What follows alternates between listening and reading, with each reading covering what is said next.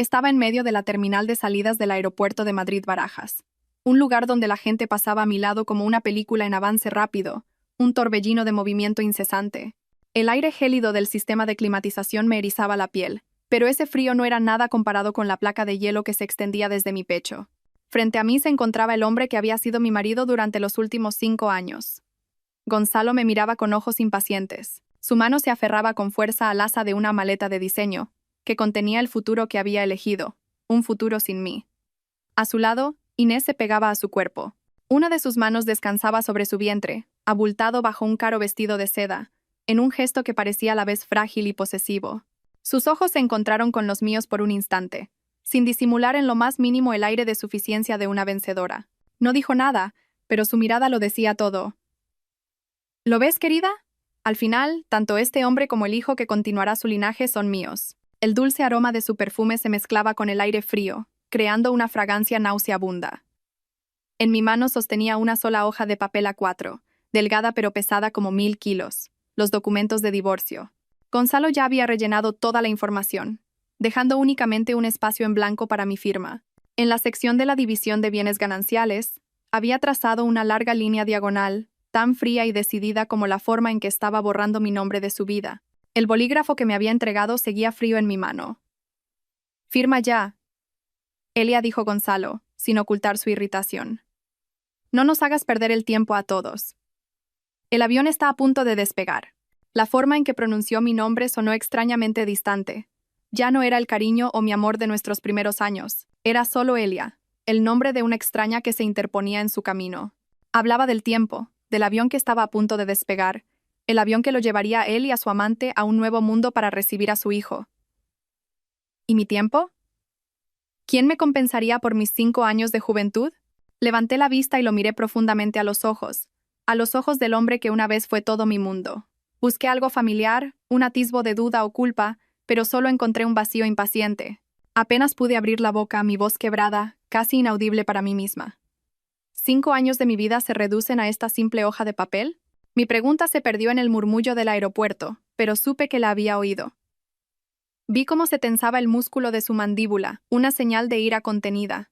En ese instante mi mente retrocedió al día en que Gonzalo me trajo por primera vez a este país. No era un aeropuerto, sino una colina ventosa en las afueras de Madrid. Me puso un anillo hecho de hierba en el dedo, y con la voz temblorosa por la emoción dijo: «¿Quieres casarte conmigo, Elia? Te construiré un hogar cálido solo para ti, un lugar lleno de risas y felicidad». Llorando de alegría, asentí. Un hogar. Sí, construyó un hogar muy grande y lujoso, pero era un hogar de cristal, hermoso pero frío y frágil. Inés tosió discretamente, devolviéndome a la cruel realidad.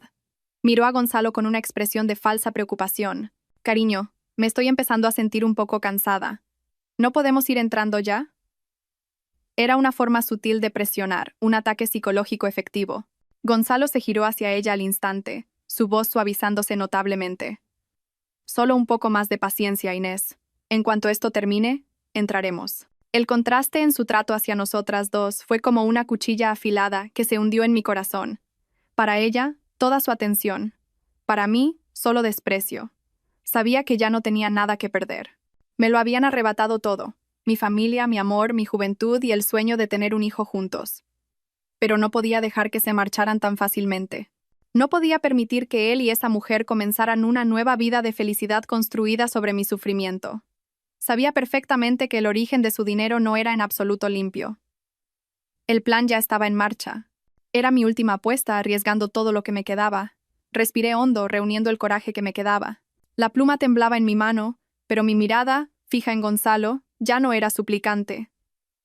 Lo miré a él, y a la mujer que se aferraba descaradamente a su brazo, y me preparé para pronunciar el último diálogo de esta obra que yo misma había diseñado. Antes de esta fría hoja de divorcio, existía algo llamado familia. O al menos, eso era lo que yo había creído y tratado de cultivar durante los últimos 5 años.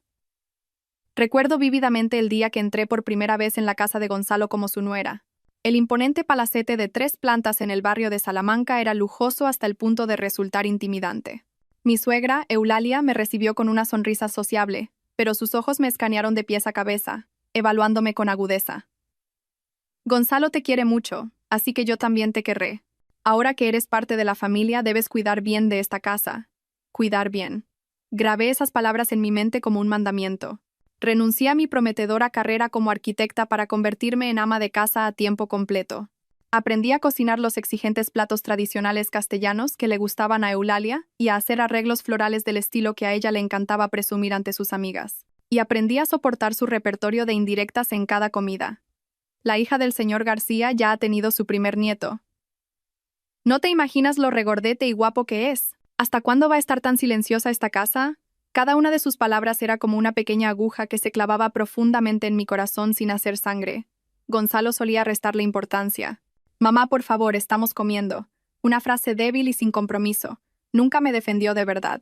Nunca le dijo, mamá, no presiones a Elia. Su silencio y su evasión eran una forma de consentimiento, el abono que hacía que las críticas afiladas de mi suegra se volvieran más intensas con el paso de los días. Me consideraba un árbol estéril, una decepción para la familia.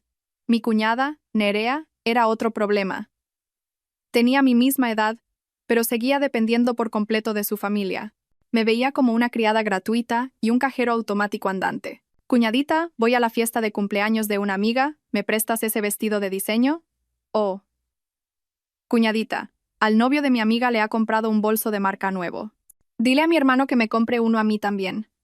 Nerea nunca me pedía permiso. Asumía que era mi deber. El único que me ofrecía un pequeño atisbo de calidez en esa casa era mi suegro, Ramiro. Era un profesor jubilado, un hombre callado y de carácter apacible.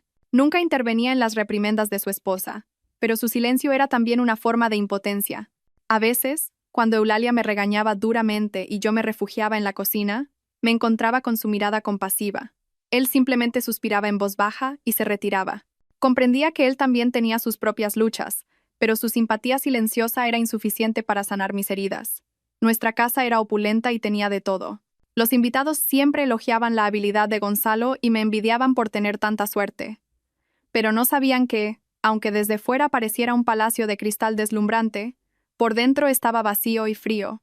Me marchitaba en soledad en medio de tanto lujo, contando los días y aferrándome al amor de Gonzalo y a los dulces recuerdos de nuestros inicios para autoconvencerme de que todo iría bien. Una vez, mientras ordenaba la casa, encontré mis antiguos planos de arquitectura, un proyecto de eco resort en el que había puesto todo mi corazón antes de casarme. Al ver las líneas libres que danzaban sobre el papel, de repente me di cuenta de que me había perdido a mí misma. La Elia segura y soñadora del pasado ya no existía. Solo quedaba una sombra de sí misma, viviendo para satisfacer a su familia política. Gonzalo entró en la habitación y, al verme sentada absorta, comentó con indiferencia: ¿por qué miras esas cosas viejas? Es todo parte del pasado. Estarás cansada, descansa un poco. No lo entendió, o deliberadamente eligió no entenderlo. No era el pasado, era mi sueño. Ahora que lo pienso, las grietas probablemente comenzaron con esas pequeñas cosas: la indiferencia de Gonzalo, el egoísmo de su familia y mi propia sumisión. Me encerré yo misma en una jaula de oro. Me convencí de que era un sacrificio por amor. Pero estaba equivocada. No fue un sacrificio, fue autoinmolación. Y para cuando me di cuenta, la jaula ya estaba casi completamente cerrada. El bolígrafo en mi mano se sintió de repente pesado. El frío del metal se filtró a través de mi piel hasta mi corazón, transportándome a una tarde ventosa de hace 7 años. Aquel día, mis manos estaban ásperas por los planos y las maquetas, pero se sentían cálidas envueltas en las de Gonzalo. Me tomó de la mano y me llevó a esa colina en las afueras de Madrid que tanto nos gustaba, un lugar desde donde se podía ver el vasto cielo y la ciudad era solo un tenue resplandor de luces a lo lejos. No dijo nada durante el camino, solo sonreía de forma misteriosa. Aquel día, su sonrisa era tan clara como el sol, y conmovió el corazón de una joven arquitecta que solo conocía el hormigón y el acero. Cuando llegamos a la cima y el atardecer comenzó a salpicar el horizonte con tonos naranjas y púrpuras, de repente se arrodilló. Pensé que estaba bromeando y me eché a reír. Pero entonces me miró, con una mirada tan seria y profunda, que mi risa se detuvo y mi corazón comenzó a latir con fuerza en mi pecho. No tenía un anillo de diamantes brillantes. Todo lo que tenía era un anillo de hierba, trenzado apresuradamente con hierbas secas aún húmedas por el rocío de la mañana. Me lo puso en el dedo anular y dijo con voz temblorosa: Elia, ¿quieres casarte conmigo? No tengo mucho, pero tengo mi amor por ti y una promesa. Construiré un hogar para ti, un lugar donde solo sientas paz y felicidad cada vez que vuelvas. un lugar que llenaremos con nuestras risas, y más tarde, con las risas de nuestros hijos. Las lágrimas brotaron de mis ojos, las lágrimas más puras de felicidad. Asentí sin dudarlo un instante. En ese momento, su promesa valía más que cualquier diamante del mundo.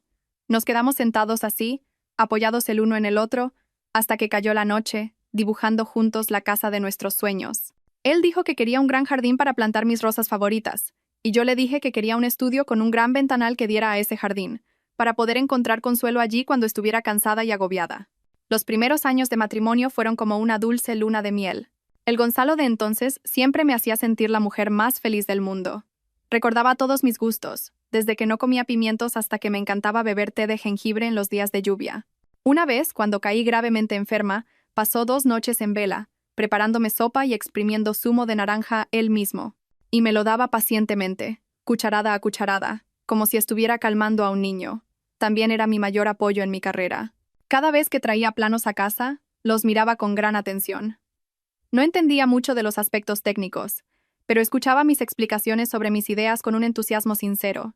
A menudo decía, mi mujer es la mejor. Vuela tan alto como quieras. Yo sostendré tu cielo. Esas palabras de aliento me daban fuerza y me hacían creer que había elegido al hombre adecuado. Su amor entonces era sencillo y verdadero. Como los pequeños regalos que traía inesperadamente, una pequeña maceta con un cactus que dejaba en mi escritorio, 2 entradas para una película que yo había mencionado de pasada que quería ver, o el abrazo silencioso que me daba por la espalda mientras yo lavaba los platos. Esas pequeñas cosas se acumularon para crear un amor que yo creía inquebrantable. Pero ese hombre cálido, el hombre que prometió sostener mi cielo, ahora estaba frente a mí, frío y cruel. No solo me estaba apartando, sino que estaba haciendo añicos mi propio cielo. Los susurros de amor del pasado aún resonaban en mis oídos, pero ahora se habían convertido en fragmentos afilados que me herían, recordándome un pasado al que nunca podría volver. El hombre de ayer había muerto. O quizás nunca existió. Quizás fue solo una ilusión que yo misma había creado. El cambio en Gonzalo no ocurrió de la noche a la mañana. Fue como una pequeña grieta en una pared. Al principio nadie la nota, pero se extiende un poco cada día, y cuando finalmente te das cuenta, toda la pared está a punto de derrumbarse. Todo comenzó hace aproximadamente 1 año. A medida que su negocio prosperaba, sus viajes de negocios repentinos y las cenas de trabajo que se prolongaban hasta altas horas de la noche se hicieron más frecuentes. Al principio creí las excusas que me daba. Creí en el agotamiento palpable en su rostro cuando volvía a casa. Me convencí de que estaba trabajando duro por nuestra familia y que yo debía ser un pilar de apoyo, sin dudar ni molestarle. Incluso me sentía culpable por no poder compartir su carga. Pero pronto las señales extrañas se hicieron cada vez más evidentes, tan claras que mi confianza comenzó a tambalearse. Siempre salía a la terraza a escondidas para hablar por teléfono. Si me acercaba, colgaba apresuradamente o cambiaba de tema de forma torpe. El olor a un perfume desconocido, un aroma de mujer, penetrante y dulce, impregnado en sus camisas. Cuando le preguntaba, fruncía el ceño y decía, «¿Será de alguna clienta? ¿Estás volviendo a imaginar cosas raras?» Me convertía en una esposa celosa y molesta. Y entonces lo encontré. Una mañana, mientras sacaba uno de sus trajes para llevarlo a la tintorería, un pequeño recibo doblado cayó de su bolsillo. Era un recibo de pago de la prestigiosa Clínica Ruber Internacional. Detallaba servicios como ecografía 4D y pruebas de anomalías fetales. Y en el espacio para el nombre del paciente, había un nombre completamente desconocido. Inés Reyes. En ese instante, sentí que el suelo se abría bajo mis pies. Me temblaban las manos y esa delgada hoja de papel parecía una brasa que quemaba mi corazón. Me quedé sentada en la cama durante 1 hora, inmóvil, con la mente en blanco. Traté de buscar una explicación lógica. Quizás era la esposa de un amigo o un empleado. Pero, ¿por qué guardaría él el recibo en su bolsillo? ¿Por qué en una clínica tan cara?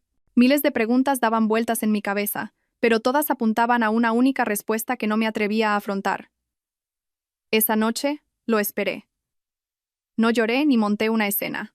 Simplemente me senté en el sofá, con el recibo sobre la mesa de cristal, y esperé. Gonzalo llegó pasadas las 11 de la noche, oliendo fuertemente a alcohol. Se sorprendió un poco al verme despierta, y cuando vio el recibo sobre la mesa, su rostro cambió por un instante. Se quedó en silencio durante unos segundos. Vi claramente el pánico cruzar sus ojos en ese breve momento. Tratando de que no me temblara la voz, Abrí la boca. ¿De quién es esto? No me miró. Mantenía la vista fija en el recibo, como si fuera una serpiente venenosa. Lo cogió, lo arrugó en su mano y lo tiró a la papelera. Luego se volvió hacia mí. Su voz había recuperado la compostura, e incluso había un matiz de irritación en ella. Es de mi secretaria. Su marido está de viaje, así que la acompañé a la clínica y pagué yo. Estás volviendo a tener sospechas sin fundamento. Una mentira torpe. Una excusa imposible de creer. ¿Una simple secretaria haría que su jefe la llevara personalmente a una consulta en un lugar tan lujoso? Un sentimiento de desprecio creció dentro de mí. Lo miré directamente a los ojos. Mi voz se agudizó. ¿Me tomas por tonta? Gonzalo no respondió a mi pregunta. En su lugar, utilizó la ira para cubrir su mentira, alzando la voz. Te he dicho que no es nada. Últimamente estoy hasta arriba de estrés con el trabajo. ¿No puedes entenderlo? Llego a casa queriendo descansar tranquilo y tú siempre buscas problemas. ¿No puedes confiar un poco en tu marido? Hablaba de la confianza, la misma confianza que él estaba pisoteando. Esa noche, por primera vez en 5 años de matrimonio, dormimos dándonos la espalda. El amplio dormitorio se sentía sofocante.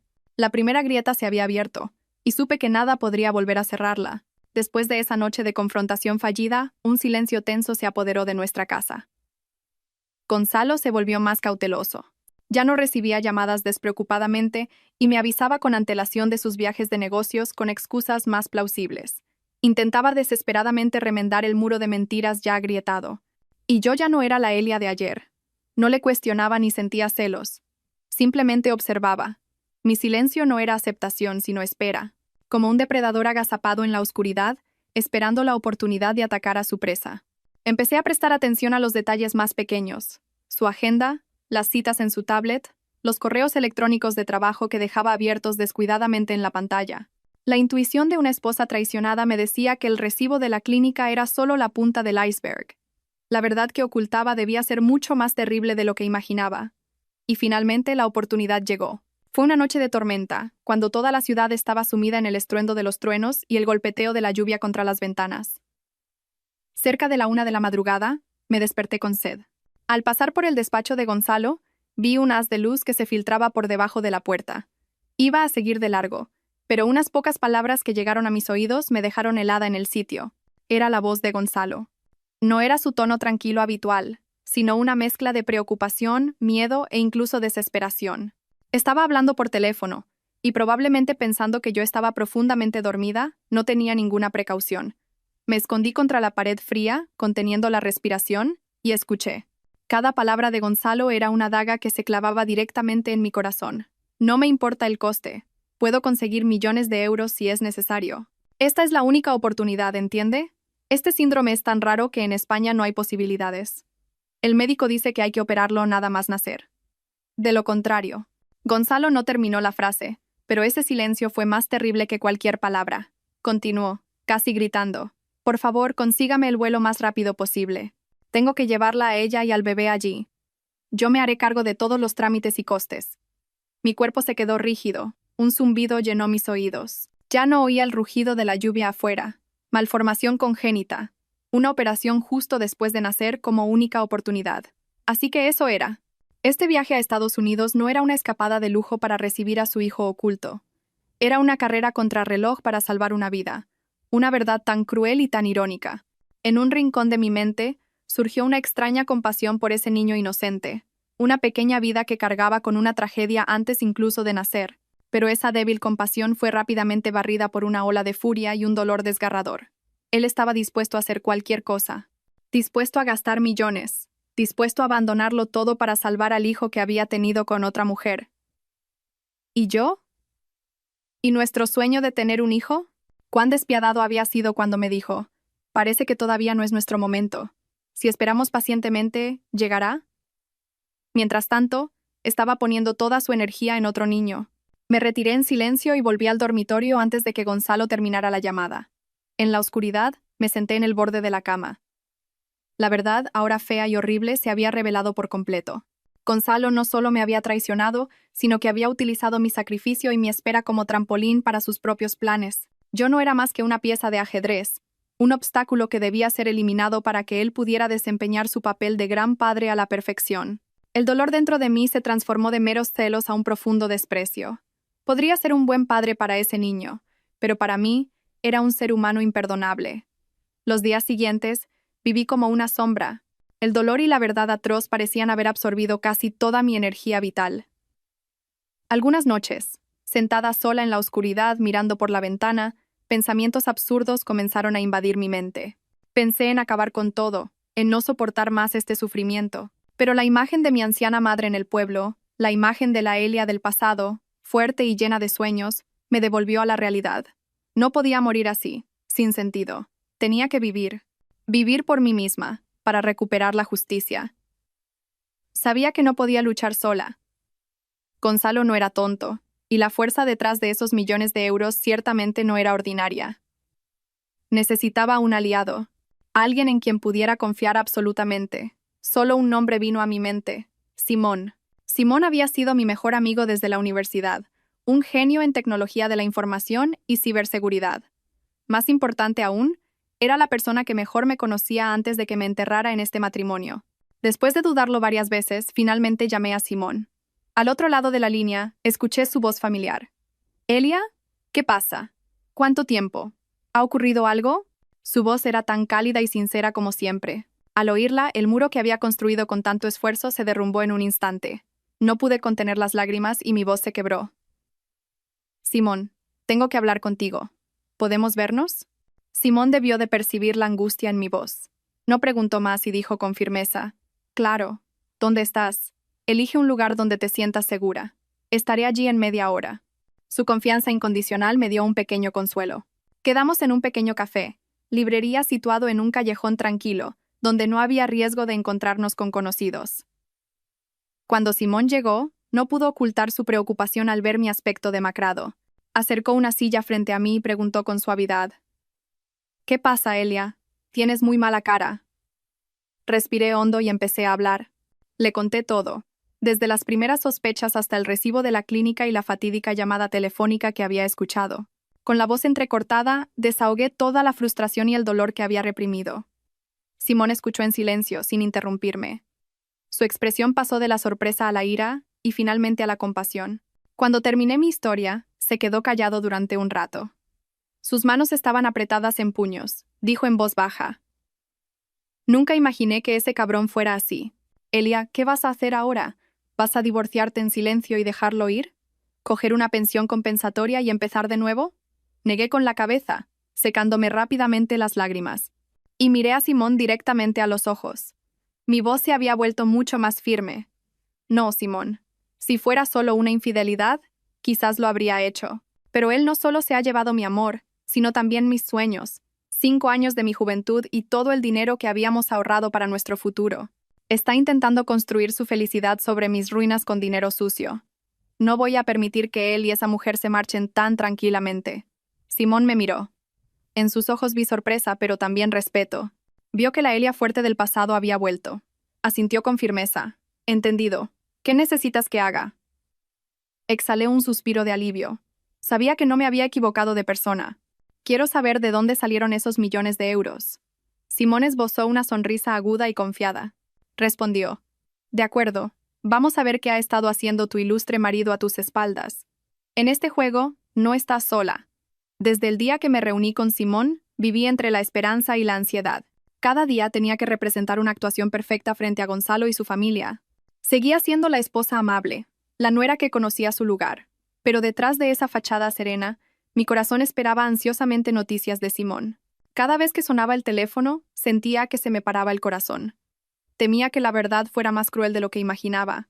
Y al mismo tiempo, anhelaba tener en mis manos el arma afilada que pondría fin a todo.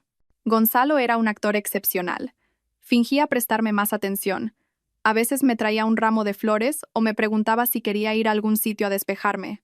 Pero yo sabía que todo era una farsa para calmar mis sospechas y preparar su gran huida con tranquilidad. Acepté todo con una leve sonrisa, sin saber yo misma cuánto desprecio contenía esa sonrisa. Y entonces llegó el día fatídico. Una tarde, mientras regaba las orquídeas en la terraza, recibí un mensaje de Simón. No era largo. Solo unas pocas líneas de texto y un archivo adjunto. Pero fue suficiente para derrumbar todo mi mundo. Abrí el archivo. Era una copia de un extracto bancario. Mis ojos se quedaron fijos en los números y las letras que cruzaban la pantalla. El mensaje de Simón era claro. Elia, he rastreado vuestra cuenta de ahorros conjunta.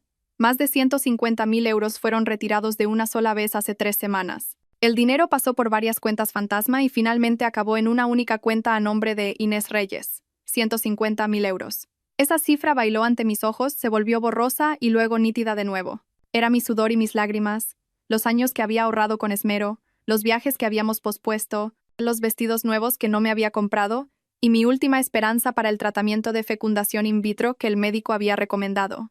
El móvil se me resbaló de las manos y golpeó el suelo de baldosas con un sonido seco. Pero yo ya no oía nada. Estaba sorda, y mi pecho dolía como si miles de agujas lo estuvieran atravesando al mismo tiempo. Era esto. La gota que colmó el vaso. No solo me había sido infiel y había tenido un hijo con otra mujer. Me había arrebatado cruelmente mi sueño de ser madre. El único sueño sagrado al que me había aferrado durante tanto tiempo.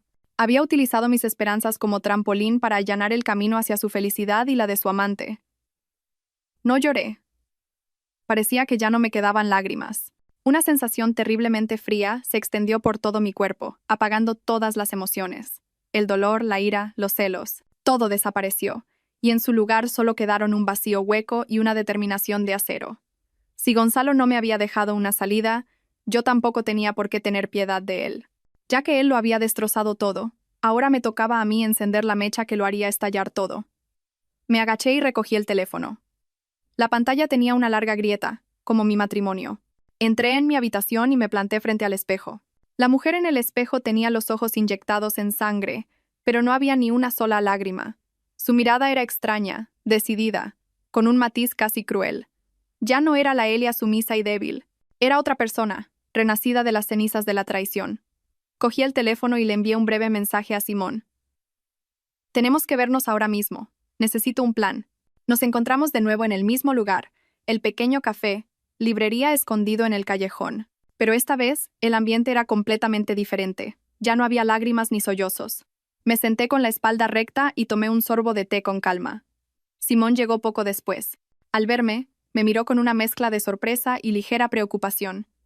Probablemente había venido preparado para consolar a una amiga destrozada. Pero la persona que estaba sentada frente a él ahora era una Elia completamente diferente. Simón se sentó, me observó por un momento y luego habló. ¿Estás bien? Dejé la taza de té y lo miré directamente a los ojos. Mi voz no vaciló en lo más mínimo. Nunca he estado mejor, Simón. Gracias por decirme la verdad. Dolió, pero era necesario. Gracias a eso he vuelto en mí.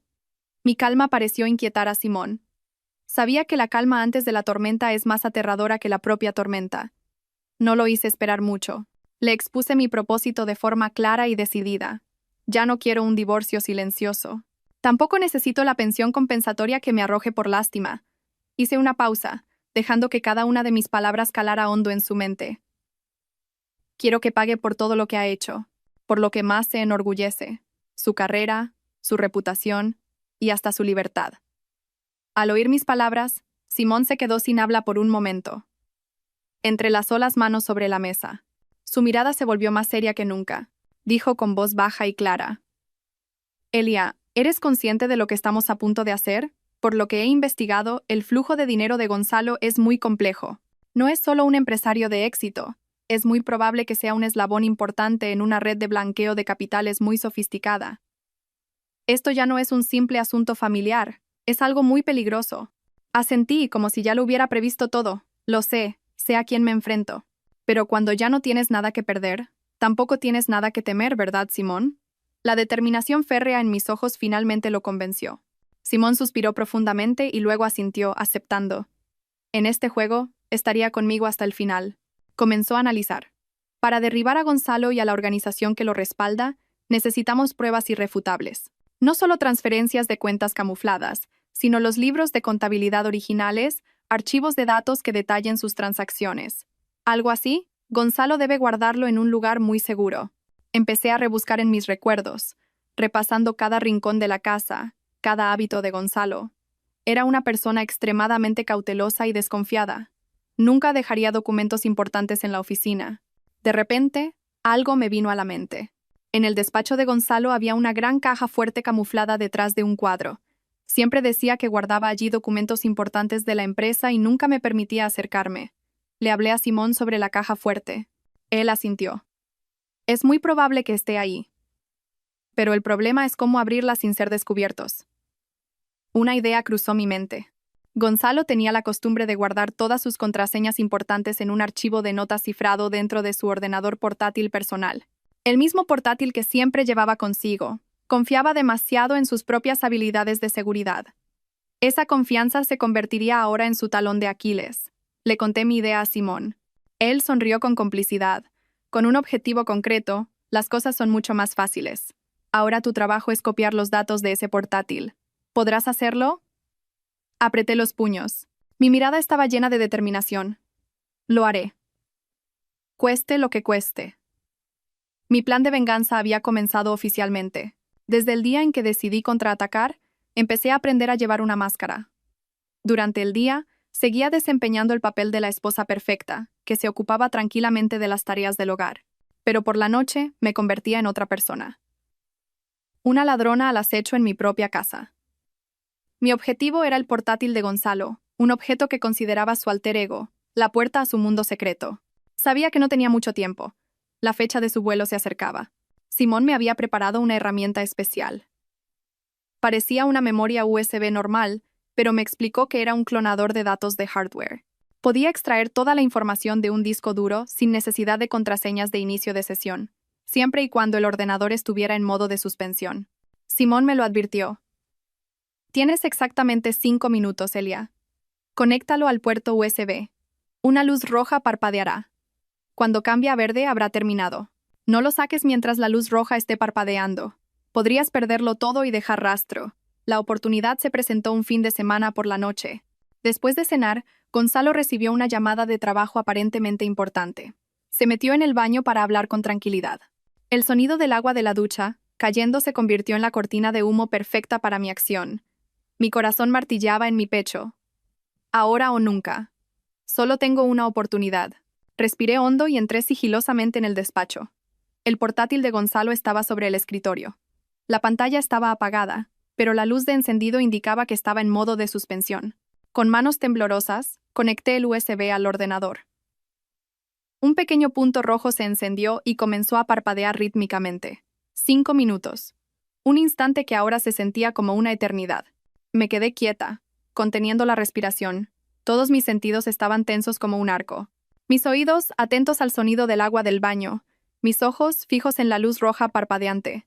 Con cada segundo que pasaba, mi pecho se oprimía. ¿Y si salía de repente? ¿Y si el dispositivo fallaba? Pasaron 4 minutos. El sonido del agua en el baño seguía siendo regular. Un sudor frío me recorría la espalda. La luz roja parpadeaba persistentemente, como si pusiera a prueba mi paciencia. El pánico comenzó a invadirme. Quería arrancarlo y rendirme. Pero en ese momento, recordé la imagen de Gonzalo e Inés en el aeropuerto, los papeles del divorcio, la cuenta de ahorros vacía. Eso me dio fuerzas. Apreté los puños y me obligué a recuperar la calma. Y finalmente, llegó el momento que esperaba. La luz roja dejó de parpadear y se convirtió en un suave resplandor verde. Éxito. Rápidamente, saqué el USB y lo guardé en lo más profundo del bolsillo de mi ropa.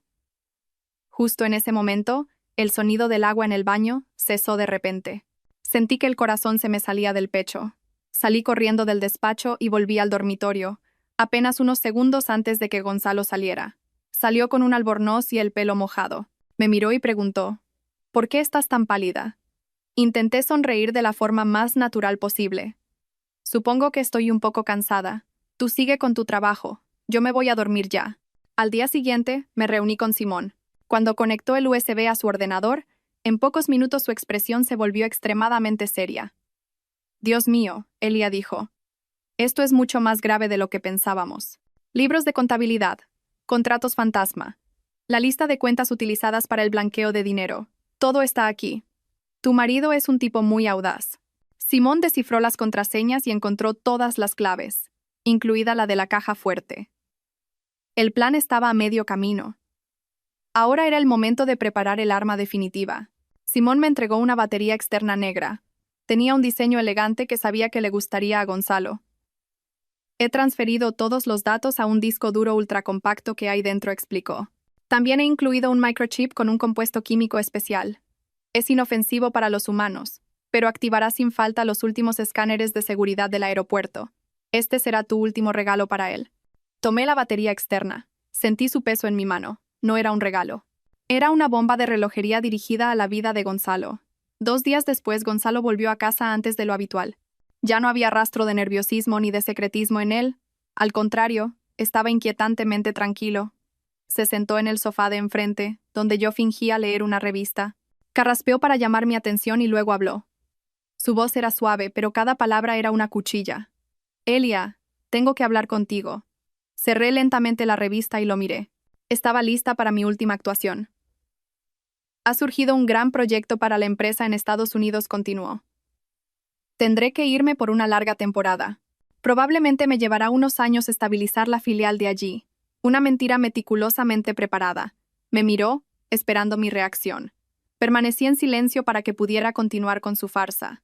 Al no ver ninguna reacción por mi parte, sacó 2 juegos de documentos de su maletín y los puso sobre la mesa. Un juego era el mismo documento de divorcio que había visto en mis pesadillas. El otro eran 2 billetes de avión en clase business para él e Inés. Gonzalo empujó los documentos de divorcio hacia mí junto con una cara pluma estilográfica. Su voz perdió la suavidad inicial y se volvió autoritaria. Creo que ha llegado el momento de que nos dejemos ir. Tú y yo ya no podemos seguir el mismo camino. Firma aquí, ahora mismo. Cada palabra que pronunciaba negaba por completo nuestros 5 años de matrimonio, como si solo hubiera sido un error. Comencé mi actuación. Dejé que mis ojos se llenaran de lágrimas y que mi voz temblara de dolor. ¿Dejarnos ir? Después de todo lo que he sacrificado por esta familia, ¿pretendes terminarlo todo con un simple dejarnos ir? Gonzalo parecía haber anticipado esta reacción. Suspiró y se reclinó en la silla, con expresión de cansancio. Elia, no compliques más las cosas. Sé que te he hecho daño, pero los sentimientos no se pueden forzar. Inés, ella me necesita, y el bebé también me necesita. Tengo una responsabilidad. ¿Responsabilidad? Hablaba de responsabilidad hacia su amante y su hijo ilegítimo después de haber pisoteado su responsabilidad como esposo. Sonreí amargamente. Las lágrimas comenzaron a rodar. En una situación así, las lágrimas son la mejor arma de una mujer, y yo la estaba utilizando a fondo. ¿Y qué hay de mí? Sollocé. ¿Me vas a desechar como a un zapato viejo? Para hacer su actuación más convincente, jugó su última carta. Sacó una libreta de ahorros y la deslizó hacia mí. Aquí hay 30.000 euros. Considéralo mi forma de compensarte. Con este dinero podrás empezar una nueva vida. 30.000 euros como compensación por 5 años de juventud, un sueño roto y un corazón hecho pedazos. Pensaba que todo se podía cuantificar en dinero. Esta humillación fue más dolorosa que la traición. Aparté la libreta y negué con la cabeza entre lágrimas. No quiero tu dinero. Solo quiero una explicación sincera. A los ojos de Gonzalo, mi acción debió parecer la obstinación tonta de una mujer fracasada. Perdió toda la paciencia y gruñó. No seas estúpida, Elia. ¿Crees que tienes otra opción? Firma. Supe que había llegado el momento. Lo miré con ojos desolados y, sollozando, dije, de acuerdo, firmaré. Pero no aquí. Iré mañana al aeropuerto a despedirte. Quiero ver tu cara por última vez. Y firmaré delante de ti. Considéralo nuestro último adiós. Mi propuesta apeló directamente a la arrogancia de Gonzalo. Quería verme completamente destrozada. Quería saborear plenamente su victoria final. Sonrió con desdén. Era la sonrisa de un vencedor. De acuerdo, si es lo que quieres. Nos vemos mañana a las 8 en el aeropuerto. Se levantó, se ajustó la corbata y se fue, completamente satisfecho con el resultado que había obtenido. No tenía ni idea de que estaba caminando directamente hacia la trampa que yo le había tendido. Cuando la puerta se cerró, me sequé lentamente las lágrimas. El dolor había desaparecido, dejando solo una fría determinación. Llegué al aeropuerto a las 7:30 de la mañana, media hora antes de la hora acordada. Elegí a propósito un vestido de un gris pálido y sin vida, y no me maquillé para que las ojeras bajo mis ojos fueran visibles. Quería parecer una mujer completamente agotada, la víctima patética de la tragedia que yo misma estaba dirigiendo. A lo lejos, vi a Gonzalo e Inés. Destacaban entre la multitud. Gonzalo con su traje de marca, Inés con un elegante vestido premamá. Parecían una pareja de éxito y feliz, preparándose para un futuro prometedor. Respiré hondo y, con la expresión más desolada posible, caminé lentamente hacia ellos. Al verme, la impaciencia se reflejó en el rostro de Gonzalo. No perdió ni un segundo. ¿Has venido? Aquí están el bolígrafo y los papeles. Firma rápido y acabemos con esto. No montes un espectáculo. La forma en que dijo un espectáculo fue otra puñalada en mi corazón, como si yo fuera una extraña en mi propia tragedia. No miré los papeles y levanté la vista hacia Gonzalo. Mi voz temblaba, al borde del llanto. Gonzalo, por favor, ¿puedes pensártelo una vez más? Te lo pido por última vez. Por nuestros años juntos. Antes de que pudiera terminar la frase, mi hipocresía pareció desatar la furia de un hombre presionado por el tiempo. Gonzalo gritó, sin ocultar ya su crueldad. «Basta ya. Deja de actuar». Y un sonido seco y brutal resonó en el aire. Una de mis mejillas ardió. La bofetada de Gonzalo fue tan fuerte que me tambaleé y caí al suelo frío. Todo a mi alrededor pareció detenerse. Algunos curiosos se pararon y se oyeron murmullos. Me dolía. La mejilla me ardía, pero ese dolor físico no era nada comparado con la euforia silenciosa que florecía en mi interior. El primer paso crucial del plan había sido un éxito. Bajo las miradas curiosas y compasivas, levanté ligeramente la cabeza, y al otro lado vi a una joven con el móvil en la mano. La lente apuntaba directamente hacia mí. El pequeño punto rojo en su pantalla indicaba que todo estaba siendo grabado. Nuestras miradas se cruzaron por un instante. Una silenciosa complicidad femenina. Como si estuviera planeado, me hizo un leve gesto de asentimiento. Gonzalo, momentáneamente desconcertado por su propia acción, me agarró del brazo para levantarme. Su voz era un susurro amenazante. «Levántate ahora mismo. ¿Vas a montar un escándalo aquí?» Inés, a su lado, también parecía nerviosa y no paraba de decir, «Cariño, la gente está mirando». A Gonzalo no le importó y volvió a poner el bolígrafo y los papeles en mi mano. Firma. Esta vez ya no estaba actuando. Lágrimas reales comenzaron a rodar por mis mejillas. Lágrimas de humillación, pero también de alivio por la carga que pronto iba a soltar. Sollocé y asentí. Y mi mirada se dirigió a su carrito de equipaje cercano.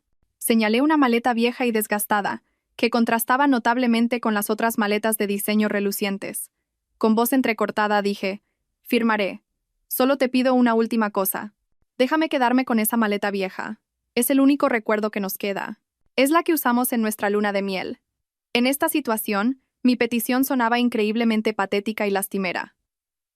Como el último ruego de una esposa abandonada que se aferra a una reliquia sin valor, Gonzalo me miró a mí y a la maleta vieja. Sus ojos estaban llenos de desprecio e impaciencia. Solo quería terminar esta escena sórdida lo antes posible. «Está bien. Haz lo que quieras. ¿Qué valor puede tener una maleta vieja y rota? Firma de una vez». Con manos temblorosas puse los papeles sobre una silla cercana y firmé mi nombre en la sección correspondiente. Una lágrima cayó, emborronando el último trazo. Deslicé los papeles hacia Gonzalo y no dije nada más. Luego, les di la espalda y caminé lentamente hacia el carrito de equipaje, el carrito que contenía tanto el cielo como el infierno de Gonzalo Martínez. En cuanto me di la vuelta, Gonzalo e Inés dejaron de mirarme. Cogieron los papeles del divorcio como si fueran un trofeo de guerra y se dirigieron rápidamente al mostrador de facturación.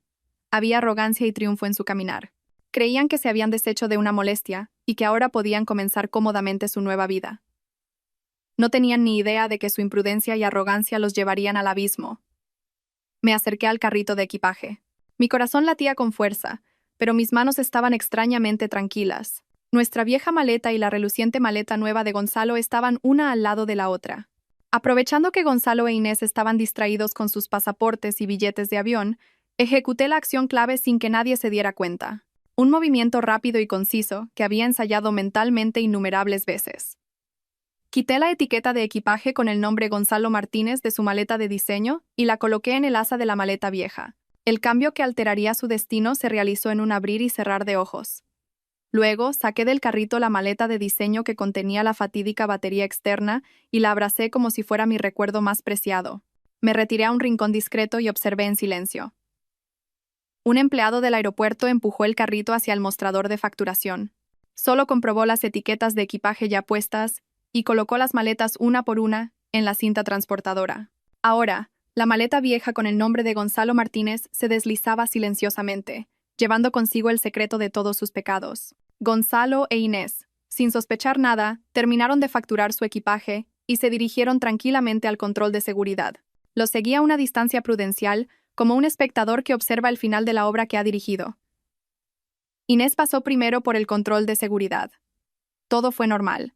Luego le tocó a Gonzalo. Puso su maletín, la chaqueta del traje y sus objetos personales en una bandeja de plástico. La bandeja se deslizó lentamente hacia el escáner. Todo parecía transcurrir con normalidad. Casi contuve la respiración. Solo unos segundos más. Y finalmente, llegó el momento. De repente, sonó una alarma. No era el pitido familiar, sino una sirena larga, aguda y urgente. El monitor del agente de seguridad se iluminó de rojo al instante, con un mensaje de advertencia parpadeando continuamente. Toda la actividad en esa zona se detuvo de inmediato. 2 agentes de seguridad de paisano aparecieron rápidamente, con una actitud extremadamente seria. Uno le hizo un gesto firme a Gonzalo. Pasajero Gonzalo Martínez, quédese donde está y ponga las manos a la vista. El otro, con guantes especiales, sacó con cuidado la bandeja de Gonzalo de la cinta transportadora y la aisló en una zona aparte. Gonzalo estaba atónito. Su expresión pasó de la sorpresa a la ira. Alzó la voz. ¿Qué está pasando? Debe de haber un error. Pero al agente de seguridad no le importaron sus palabras. El jefe del equipo ordenó por radio con voz firme. Objeto sospechoso con contenido químico no identificado en equipaje de mano. Solicito apoyo del equipo de materiales peligrosos. Gonzalo se quedó completamente helado, e Inés, a su lado, se puso pálida como un fantasma. Cariño, ¿qué pasa? Tartamudeó. Gonzalo no pudo responder. Solo miraba fijamente a los agentes que rodeaban su maletín. El jefe del equipo abrió con cuidado la bolsa y lo primero que sacó fue la batería externa negra. La levantó, mirándola con sospecha, como si no fuera un accesorio tecnológico, sino una bomba a punto de estallar. La puerta de la sala de seguridad especial se cerró herméticamente, aislando a Gonzalo Martínez del mundo exterior y de su última pizca de libertad. El aire en el interior era frío y denso por la tensión. Gonzalo, recuperado del shock inicial, intentó recuperar su confianza habitual. Se cruzó de brazos, mirando al equipo de seguridad con aire desafiante y un tono todavía arrogante. ¿Tanto alboroto por una simple batería externa? ¿Saben quién soy? Se van a arrepentir de esto. El jefe de seguridad, un hombre de mediana edad con rostro severo, no se inmutó por las amenazas de Gonzalo. Hizo una señal a un técnico, quien colocó la batería en un equipo de escaneo especial. En segundos, complejas cifras aparecieron en la pantalla del ordenador. El técnico informó con voz clara. Jefe, no es un explosivo, pero contiene un dispositivo de almacenamiento electrónico ilegal. Utiliza un estándar de cifrado de nivel militar, imposible de acceder por métodos convencionales. Al oír cifrado de nivel militar, el rostro de Gonzalo palideció ligeramente, pero aún intentaba mantener la compostura. El jefe se acercó, apoyó las manos en la mesa y miró a Gonzalo directamente a los ojos. Señor Martínez, según la Ley de Seguridad Aérea, tenemos plena autoridad para inspeccionar cualquier objeto que pueda suponer una amenaza para la seguridad del vuelo. Proporciónenos la contraseña para desbloquear este dispositivo inmediatamente. Gonzalo se burló. Este es un objeto personal que contiene secretos de mi negocio. No tienen derecho. El jefe no discutió. Respondió fríamente, si no coopera nos veremos obligados a tomar medidas técnicas de fuerza. En ese caso, no solo se le acusará de poner en peligro la seguridad, sino también de obstrucción a la autoridad. Usted elige. La actitud firme del equipo de seguridad hizo que Gonzalo se diera cuenta de que la situación era más grave de lo que pensaba. Empezó a sudar frío, pero aún así se mantuvo obstinado y dio una serie de números falsos. El técnico introdujo la contraseña y negó con la cabeza. Incorrecta. La contraseña no coincide. El jefe perdió la paciencia. Hizo una señal y el técnico sacó otro dispositivo y lo conectó directamente a la batería. En ese preciso momento, el plan de Simón entraría en acción. El USB que yo había usado no solo había copiado los datos, sino que también había dejado una puerta trasera digital. Simón, previendo esta situación, me había dado un código de desbloqueo especial para proporcionárselo a las autoridades cuando fuera necesario. Y yo ya lo había enviado a través de un mensaje anónimo. Unos minutos después, la gran pantalla de la sala se encendió de repente. Todo el cifrado se había roto. Pero lo que apareció no eran simples secretos comerciales. Eran innumerables archivos de Excel con nombres en clave, diagramas de flujo de dinero que se entrelazaban como una telaraña, extractos de transferencias a empresas fantasma en el extranjero, contratos inmobiliarios con precios anormalmente inflados. Todo era claro y detallado. Hasta el último euro, hasta la última fecha. Era el mapa perfecto de una enorme red de blanqueo de capitales. En ese momento, No quedaba ni una gota de sangre en el rostro de Gonzalo Martínez. Su arrogancia se había desvanecido como una pompa de jabón, y en su lugar se había instalado un terror absoluto. Dio un paso atrás, sus piernas flaquearon, y tartamudeó, sin poder terminar la frase. No, no puede ser. ¿Cómo? Miraba la pantalla fijamente, como si no pudiera creer lo que veía. El imperio que tanto le había costado construir, el futuro brillante que él e Inés habían planeado, todo estaba expuesto en su forma más fea y cruda. La puerta se abrió de nuevo. Pero esta vez, no eran agentes de seguridad del aeropuerto. Eran policías de paisano. Con rostros solemnes, llevaban en sus manos una orden de detención.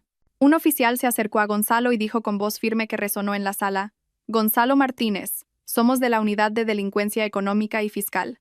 Queda detenido por presunto blanqueo de capitales y actividades económicas ilegales organizadas. Le rogamos que coopere». Unas frías esposas sonaron con un clic, cerrándose firmemente sobre las dos manos que una vez me habían abrazado, que me habían abofeteado y que habían firmado innumerables contratos ilegales. El sueño americano de Gonzalo Martínez terminó allí mismo, en el aeropuerto, dentro de esa pequeña y sofocante habitación. Desde un rincón apartado fuera de la terminal de salidas, a través de una estrecha rendija de la puerta, lo vi todo. Una sonrisa amarga pero satisfecha se dibujó en mis labios. Me di la vuelta en silencio y me mezclé con la multitud bulliciosa, dejando atrás el colapso de un imperio. Cuando Gonzalo salió de la sala de seguridad, escoltado por dos policías, se produjo un pequeño revuelo. Algunos curiosos lo reconocieron como un famoso empresario y rápidamente sacaron sus teléfonos para hacer fotos y grabar videos. Los murmullos crecieron. En el centro de esa atención, Inés estaba de pie, como si estuviera clavada en el suelo. Su rostro estaba pálido, sin rastro de sangre. Miraba a su amante esposado con una expresión de horror e incredulidad. Desde lejos observé cómo reaccionaría. ¿Gritaría? ¿Correría a suplicar? ¿O se desmayaría por el shock? Pero Inés hizo algo que no esperaba, algo que demostraba que no era una simple amante dependiente de un hombre. Tras unos segundos de desconcierto, su mirada de pánico se agudizó de repente. Miró a su alrededor rápidamente, como evaluando la situación. Y justo cuando Gonzalo pasaba a su lado, arrastrado por la policía, Inés lanzó un grito lastimero. Se agarró el vientre y se desplomó en el suelo como si le fallaran las fuerzas. «¡Ah, mi vientre! ¡Mi vientre! Ayuda, por favor! ¡Mi bebé!». Su actuación fue impecable. El grito de dolor, el rostro pálido de terror y su vientre prominentemente abultado captaron inmediatamente la atención de todos los presentes. El foco del caos cambió.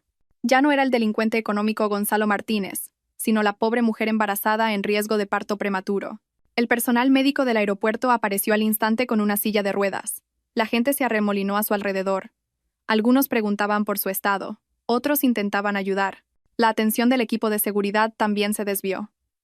Y en ese momento de caos deliberado, vi la acción extremadamente rápida y sutil de Inés. Mientras una empleada la ayudaba a sentarse en la silla de ruedas, su brazo se movió ligeramente hacia atrás, y un objeto muy pequeño y brillante salió volando de su mano y aterrizó en una maceta cercana. El gesto fue tan sigiloso que casi nadie se dio cuenta, excepto yo, la única persona que la observaba con total atención. Sentí que el corazón se me paraba. Debía ser una tarjeta SIM o una tarjeta de memoria, una prueba crucial que necesitaba destruir de inmediato. Su desmayo no había sido un acto de desesperación, sino una actuación calculada para crear la oportunidad de deshacerse de las pruebas. Fue entonces cuando me di cuenta de que Inés no era una figura dependiente. Era una cómplice, una zorra tan astuta como Gonzalo, o incluso más en situaciones de crisis. Sabía cuándo hacerse la víctima y cuándo cortar todos los lazos para protegerse. La euforia de haber derribado a Gonzalo se desvaneció a medias, y en su lugar apareció una inquietud que me heló la sangre. Mi enemigo no era solo uno. La silla de ruedas se llevó a Inés a la enfermería, dejando atrás a una multitud todavía en shock. Supe que no podía quedarme allí ni un segundo más. Mi misión había terminado. Me calcé bien la gorra de béisbol, ocultando casi por completo mi rostro, y me mezclé silenciosamente con la multitud que se movía en dirección contraria. Saqué el teléfono, quité la tarjeta SIM, la partí en dos y la tiré en una papelera lejana. Mientras me alejaba del aeropuerto en un taxi, miré hacia atrás, al edificio de la terminal internacional que se hacía cada vez más pequeño. Había ganado una batalla importante, la batalla que había derribado a un rey. El taxi me llevó a un viejo apartamento en un callejón tranquilo, lejos del centro de la ciudad. Era un piso franco que Simón había preparado de antemano. No era grande y estaba amueblado de forma sencilla, pero estaba limpio y, lo más importante, nadie conocía su existencia. Al entrar, cerré la puerta con llave. Sentí como si me hubiera quitado un peso invisible de encima. Me dejé caer en el sofá. Mi cuerpo estaba agotado, pero mi mente estaba extrañamente lúcida. Todo lo que había sucedido en el aeropuerto se repetía en mi cabeza como una película a cámara lenta. Lo primero que hice fue encender el portátil nuevo que Simón había dejado en el escritorio. No revisé redes sociales ni correos personales. Solo accedí a los principales portales de noticias. Y como era de esperar, la tormenta ya se había desatado. Innumerables medios de comunicación publicaban titulares impactantes. Bombazo. El presidente del Grupo Sol, Gonzalo Martínez, detenido en el aeropuerto por blanqueo de capitales, filtradas fotos de Gonzalo Martínez esposado. Se destapa un imperio empresarial ilegal, una red de delincuencia económica transnacional, desarticulada por un control de seguridad rutinario. El nombre de Gonzalo estaba en todas partes, y las imágenes de su detención, con su rostro desencajado y en pánico, se difundían a una velocidad incontrolable. El mundo empresarial del que tanto se enorgullecía se tambaleaba hasta sus cimientos. Leí cada artículo, cada comentario. La gente analizaba el posible colapso del Grupo Sol y su impacto en la bolsa. Yo solo había encendido una cerilla, y ahora todo el bosque estaba en llamas. Pero eso no era todo. A la mañana siguiente estalló la segunda bomba. Y esta vez, el nombre era el mío. El video grabado por el testigo casual en el aeropuerto, donde Gonzalo me abofeteaba, se hizo viral en las redes sociales. Si las noticias económicas solo atraían el interés de un cierto sector, la historia de la esposa maltratada por su marido millonario frente a su amante era el tema que hacía arder todas las comunidades online. El video se compartió cientos de miles de veces, seguido de comentarios llenos de indignación. Increíble, con cochazos y casoplones. Y resulta que es un maltratador. Pobre mujer. Se me rompe el corazón al verla caer. Lo sacrificó todo para que le devolvieran una bofetada y unos papeles de divorcio. Deberían añadirle el cargo de violencia de género. Que la ley sea implacable. No podemos permitir que un tipo así se libre. Ahora Gonzalo no solo era un delincuente económico, sino también el símbolo de lo peor de un hombre, un paria social. Esa tarde vino Simón. Trajo comida y algo de ropa para mí. Al verme, suspiró aliviado. Me alegro de que estés bien. Has desatado una tormenta increíble, Elia. El mundo de las finanzas está patas arriba, y las amas de casa te ven como un icono de la resistencia. Sonreí levemente. Solo hice lo que tenía que hacer. Él ha recibido lo que se merecía. Mi voz era tranquila, pero Simón notó que mis manos temblaban ligeramente. Dejó las bolsas y dijo con seriedad: Elia, a partir de ahora tienes que tener mucho cuidado. Corta todo contacto con tus antiguos conocidos y no salgas si no es necesario. Esta tormenta pasará, pero los que estaban detrás de Gonzalo no son tan simples. No se quedarán de brazos cruzados. Lo que tienes que hacer ahora es protegerte. Deja que la ley se encargue del resto. Asentí. Entendía las palabras de Simón. Cuando decidí empezar esta lucha, ya sabía que no sería fácil. Miré por la ventana.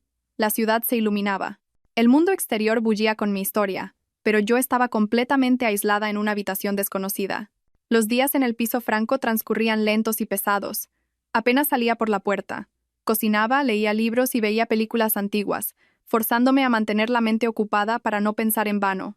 Pero el silencio del espacio que me rodeaba aumentaba mi ansiedad. Un ruido extraño en el pasillo, el frenazo de un coche en la calle, incluso el timbre del teléfono del vecino, me hacían sobresaltar. Era como si unos ojos invisibles me vigilaran constantemente. Sabía que estaba demasiado nerviosa, pero mi intuición rara vez se equivocaba. Y entonces, sucedió lo que más temía. No fue una llamada de amenaza ni un hombre de aspecto rudo en mi puerta, sino algo mucho más sutil y aterrador. Esa tarde, sonó el timbre. Miré por la mirilla y vi a un repartidor de pizza. Yo no había pedido pizza.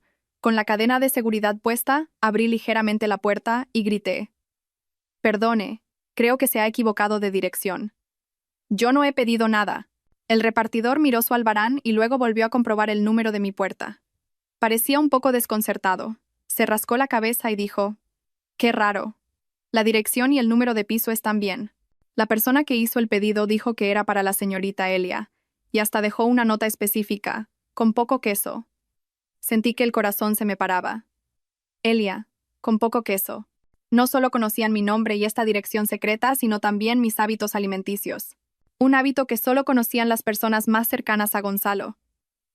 El repartidor, al ver mi rostro pálido, se apresuró a agitar la mano. Bueno, supongo que alguien se equivocó de verdad. Lo siento. Se dio la vuelta y se fue. Pero sus palabras indiferentes siguieron resonando en mis oídos. No fue un error. Fue una advertencia. Sabemos dónde estás. Cerré la puerta de un portazo y eché el cerrojo varias veces. Todo mi cuerpo temblaba. Llamé rápidamente a Simón a través de la aplicación de seguridad que había instalado. Le expliqué toda la situación. Al otro lado de la línea, Simón guardó silencio por un momento, y luego oí cómo soltaba una maldición. Joder. Se han movido más rápido de lo que pensaba. Te están advirtiendo, Elia. No le abras la puerta a ningún extraño, bajo ninguna circunstancia. Pero las amenazas no terminaron ahí. A la mañana siguiente, cuando abrí la puerta con cuidado para sacar la basura, encontré una pequeña caja pulcramente colocada en el umbral, sin remitente ni destinatario. Mi corazón latía desbocado. Con unas pinzas traje la caja adentro, como si fuera una bomba. La puse en el fregadero y la abrí con un cuchillo desde lejos. Dentro no había nada peligroso ni aterrador. Solo una rosa roja que empezaba a marchitarse. Una rosa marchita. Mis recuerdos volaron de repente al pasado. Antes, en cada aniversario, Gonzalo me regalaba un ramo de rosas rojas frescas. Esto era claramente otro mensaje, un mensaje más personal y mordaz. No solo sabemos dónde estás, sino que también conocemos tu pasado, y podemos hacer que tus recuerdos más hermosos se marchiten como esta flor.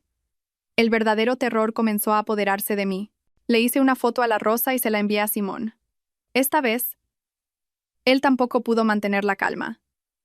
Me dijo de inmediato: Elia, la situación se ha vuelto grave. Las pruebas que entregaste a la policía fueron suficientes para atrapar a Gonzalo, pero puede que no sean suficientes para desmantelar toda la organización. ¿Creen que todavía tienes algo más? Y están tanteando tu reacción. Me dejé caer al suelo, mirando fijamente la rosa marchita. La satisfacción de la venganza había desaparecido por completo. Ahora solo sentía el peso del peligro sobre mis hombros. Esta lucha ya no era solo para recuperar mi propia justicia. Se había convertido en una lucha por la supervivencia. Y mis enemigos eran invisibles, crueles, y me conocían demasiado bien. Durante varios días, viví en un estado de terror extremo. La rosa marchita me atormentaba incluso en sueños, como una maldición. No me atrevía a salir ni a hacer nada que pudiera llamarla la atención. Me di cuenta de que huir y esconderme con miedo era exactamente lo que ellos querían. Querían convertirme en una presa aterrorizada, que se encerrara por sí misma en una jaula invisible, incapaz de hacer nada. Querían que viviera el resto de mi vida en ansiedad y nerviosismo, pero no podía permitir que lograran su objetivo. Tras una noche en vela, mientras veía los primeros rayos de sol filtrarse por la ventana, una decisión audaz se formó en mi mente. No huiría más. La única forma de superar el miedo es enfrentándolo. La única forma de que dejen de verme como una presa fácil es demostrarles que no soy débil en absoluto. Tenía que reconstruir mi vida sobre las cenizas que Gonzalo había dejado. Contacté a Simón. Esta vez, no le hablé de mi miedo, sino de mi plan. Simón, no puedo seguir viviendo así. Tengo que empezar de nuevo. Necesito una abogada competente. Alguien que me ayude en la batalla legal que se avecina. No solo por el divorcio, sino por la división de bienes y para proteger mis derechos legítimos. Simón, como si hubiera estado esperando estas palabras, respondió de inmediato. Conozco a alguien. La abogada Beatriz Vargas. Es especialista en casos económicos y civiles complejos. Es muy capaz y tiene mucho carácter. Te concertaré una cita. La reunión con la abogada Beatriz Vargas tuvo lugar en un despacho de abogados pequeño pero profesional. Lasra. Vargas era una mujer de unos 40 años, con una mirada aguda y una actitud segura. Después de escuchar toda mi historia, no mostró compasión, sino que simplemente asintió con comprensión. Con una voz clara y enérgica, dijo: Señorita Elia, he entendido la situación. Lo primero que debemos hacer es presentar una demanda de divorcio formal ante el tribunal. Con las pruebas de vídeo y los hechos de infidelidad y agresión de su marido, tenemos base suficiente para argumentar que el acuerdo de divorcio firmado en el aeropuerto fue bajo coacción y, por lo tanto, es nulo. Lastra. Vargas continuó exponiendo su estrategia. Al mismo tiempo, solicitaremos al tribunal que congele todos los bienes en común del matrimonio para evitar que la familia de su marido los oculte. El caso penal del señor Martínez será una gran ventaja en nuestro litigio civil. No se preocupe. La justicia puede ser lenta, pero siempre llega. La profesionalidad y la firmeza de Lastra. Vargas me dieron una gran fuerza. Supe que había encontrado una aliada sólida. Al salir del despacho, sentí una nueva vitalidad recorriendo mi cuerpo. La batalla legal estaba en manos de los expertos. Ahora era mi turno de reconstruir mi propia vida. No podía vivir solo de una pensión compensatoria o de mis ahorros. Necesitaba mi propia carrera. Recordé los planos de arquitectura y las ideas de diseño de interiores que había olvidado durante los últimos 5 años. Esa pasión todavía ardía débilmente dentro de mí. Le pedí a Simón que me encontrara una pequeña oficina en un edificio con buena seguridad. Reorganicé mi antiguo portafolio y me puse al día con las nuevas tendencias de diseño. Contacté a viejos amigos del sector para hacerles saber que estaba de vuelta. Al principio fueron proyectos pequeños. Asesoramiento para el diseño de un café o la remodelación de un apartamento. Pero para mí, fueron los primeros ladrillos. Una semana después, estaba en mi nueva oficina. Apenas un espacio de 20 metros cuadrados con un escritorio y una silla. Pero al estar allí, oliendo la pintura fresca, sentí una extraña sensación de paz y libertad. El miedo todavía se escondía en algún rincón de mi mente, pero ya no me dominaba. Ahora tenía un objetivo, un camino a seguir. Ya no era una víctima escondida. Era una persona que estaba construyendo su propio futuro. Siguiendo el consejo de la abogada Vargas, decidí visitar a Gonzalo en prisión preventiva. Ella dijo, verlo una vez podría ayudarla a entender mejor a la organización que lo respalda, y también es una forma de afianzar su posición antes del juicio. Muéstrele que no le tiene ningún miedo. Al principio dudé. No quería volver a ver su cara. Pero pronto me di cuenta de que la Asra Vargas tenía razón. No era por una cuestión emocional, sino una necesidad estratégica. El aire en la sala de visitas de la prisión era sofocante y frío. Todo, desde las paredes hasta los barrotes, era de un color gris. Un olor a moho y desinfectante se mezclaba, creando la atmósfera peculiar del encierro. Me senté y miré a través del grueso cristal que nos separaba. Mi mente estaba extrañamente en calma. Unos minutos después, trajeron a Gonzalo. Al verlo, me quedé realmente sorprendida. El hombre arrogante, siempre impecablemente vestido con trajes caros, había desaparecido. En su lugar, había un hombre demacrado, con barba descuidada y un uniforme de preso holgado. Había perdido mucho peso, y sus ojos estaban hundidos, llenos de miedo y ansiedad. Parecía mucho más miserable de lo que había imaginado. Gonzalo se sentó al otro lado del cristal y cogió el teléfono con manos temblorosas. Yo cogí el mío. Me miró. Su mirada era una mezcla compleja de odio y súplica. Fue el primero en hablar. Su voz era ronca. ¿Qué haces aquí? ¿Has venido a ver lo miserable que soy? Respondí con calma, con una voz desprovista de emoción. He venido a ver en qué se ha convertido el hombre que una vez fue mi marido, el hombre que me llevó a un callejón sin salida. Mis palabras parecieron tocar su miedo. La fachada de fortaleza que Gonzalo intentaba mantener se desmoronó. Acercó su cara al cristal y dijo con voz de pánico, Elia, por favor, dile a la policía que no tienes más pruebas. Diles que no sabes nada. Por favor, sálvame. Comenzó a llorar. Lágrimas de miedo e impotencia. Ellos no me dejarán en paz. Incluso aquí dentro, tienen formas de hacerme daño. Y tampoco te dejarán en paz a ti. Escuché en silencio. Su terror era la confirmación más clara de lo que Simón y yo sospechábamos. Mis enemigos eran realmente temibles. Le pregunté fríamente. ¿Por qué debería salvarte, Gonzalo? Cuando vaciaste nuestra cuenta de ahorros para pagar el hospital del hijo de otra mujer, ¿pensaste en salvarme a mí? Cuando me abofeteaste delante de tanta gente en el aeropuerto, ¿pensaste en dejarme una salida? Mis preguntas eran cuchillas que apuñalaban su cobardía. Gonzalo bajó la cabeza y la sacudió frenéticamente. Me equivoqué. Sé que me equivoqué. Pero no lo entiendes, Elia. Esos tipos no son empresarios normales. Son demonios con piel de cordero. Yo solo era un peón. Si no me ayudas, ninguno de los dos saldrá bien parado. Un destello de compasión por su desesperación me cruzó, pero fue rápidamente engullido por el desprecio. Solo pensaba en sí mismo, incluso en esta situación. Supe que había obtenido la información que necesitaba. Colgué el teléfono y me preparé para levantarme. Gonzalo, al ver esto, se quedó horrorizado. Golpeó el cristal con las manos y gritó. Elia, no te vayas. Escúchame. Elia. No me di la vuelta. A través del teléfono que aún colgaba, dejé mis últimas palabras. Es el camino que elegiste, Gonzalo. Ahora tienes que recorrerlo hasta el final tú solo. No me busques más. Colgué el teléfono dejando tras el grueso cristal sus gritos desesperados. Al salir por las pesadas puertas de hierro de la prisión, respiré hondo el aire de la libertad. El encuentro con Gonzalo en la prisión me dejó una profunda impresión. Su terror extremo confirmó de manera inequívoca el peligro real al que me enfrentaba. Mi enemigo no era un individuo, sino una organización, un sistema invisible y despiadado. El miedo persistía, pero ahora se había transformado en una cautela extrema. Continué trabajando en mi pequeño estudio de arquitectura, tratando de reconstruir mi vida, pero siempre alerta, como un equilibrista en la cuerda floja. Cambié todas mis rutinas. Iba al trabajo por una ruta diferente cada día. Nunca me quedaba hasta muy tarde en la oficina y siempre informaba a Simón de mi agenda. Él instaló un complejo sistema de cámaras de seguridad alrededor de mi oficina y mi apartamento. Estábamos librando una guerra silenciosa, una guerra en la que cada paso debía ser cuidadosamente calculado. Una tarde gris, cuando me disponía a salir de la oficina, sucedió lo inesperado.